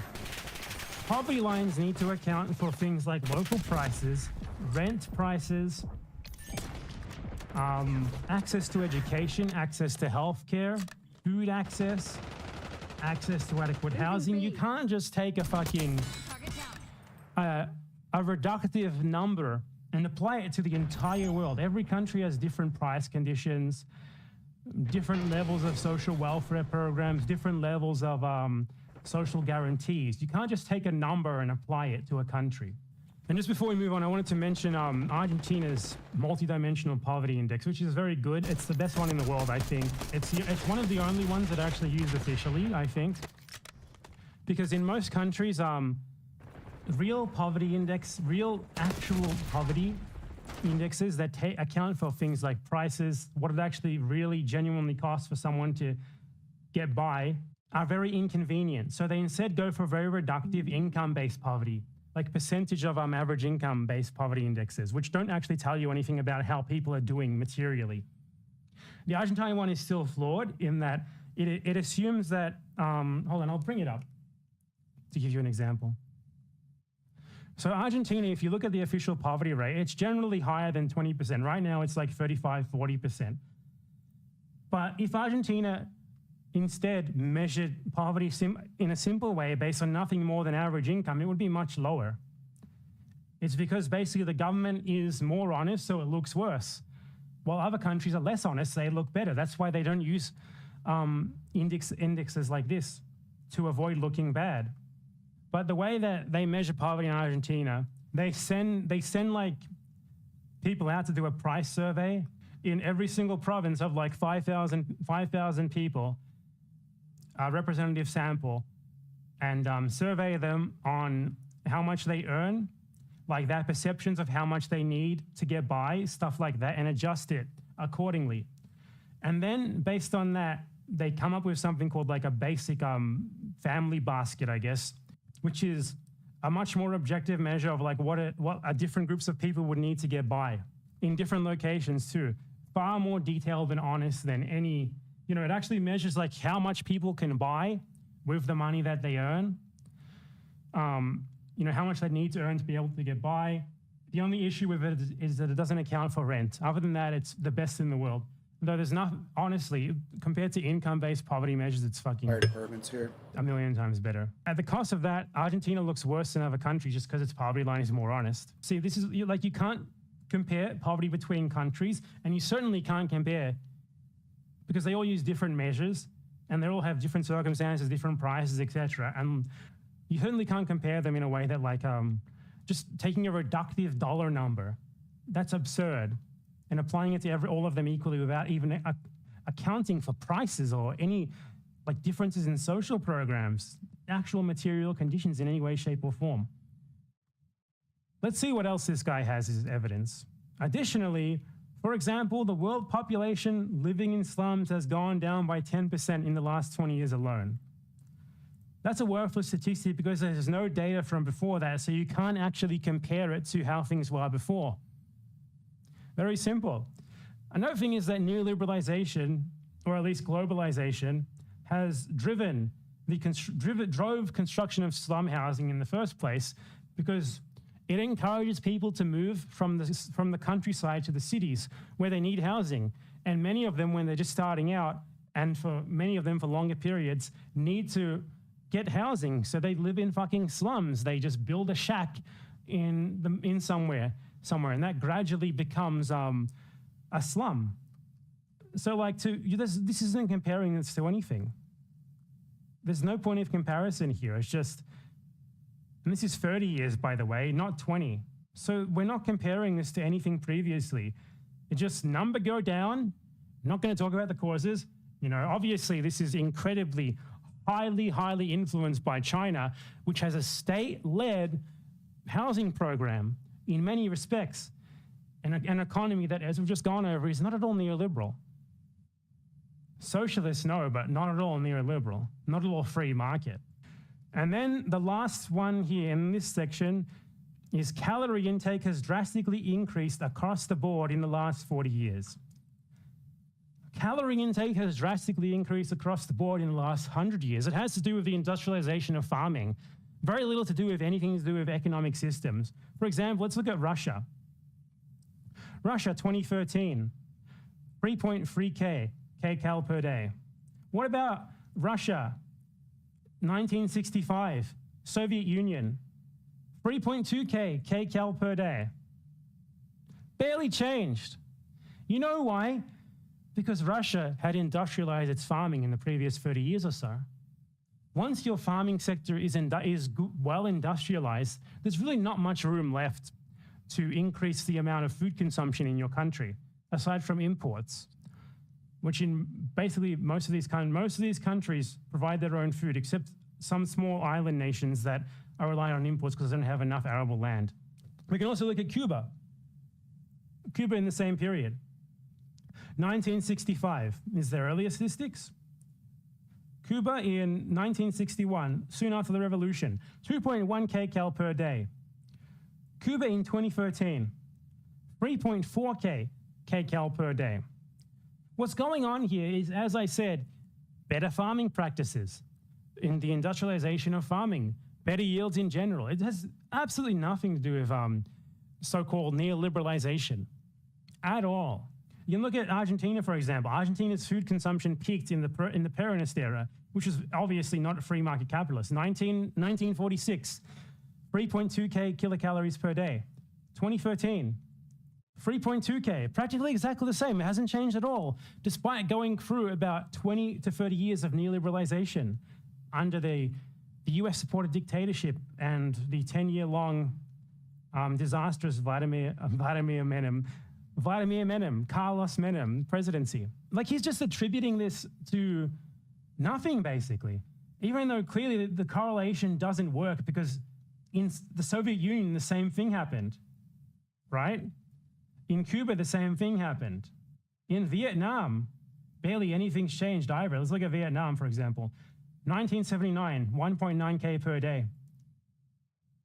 Vietnam, well, has gone up pretty substantially, obviously because the fucking war ended, both war with China and the US and with Cambodia.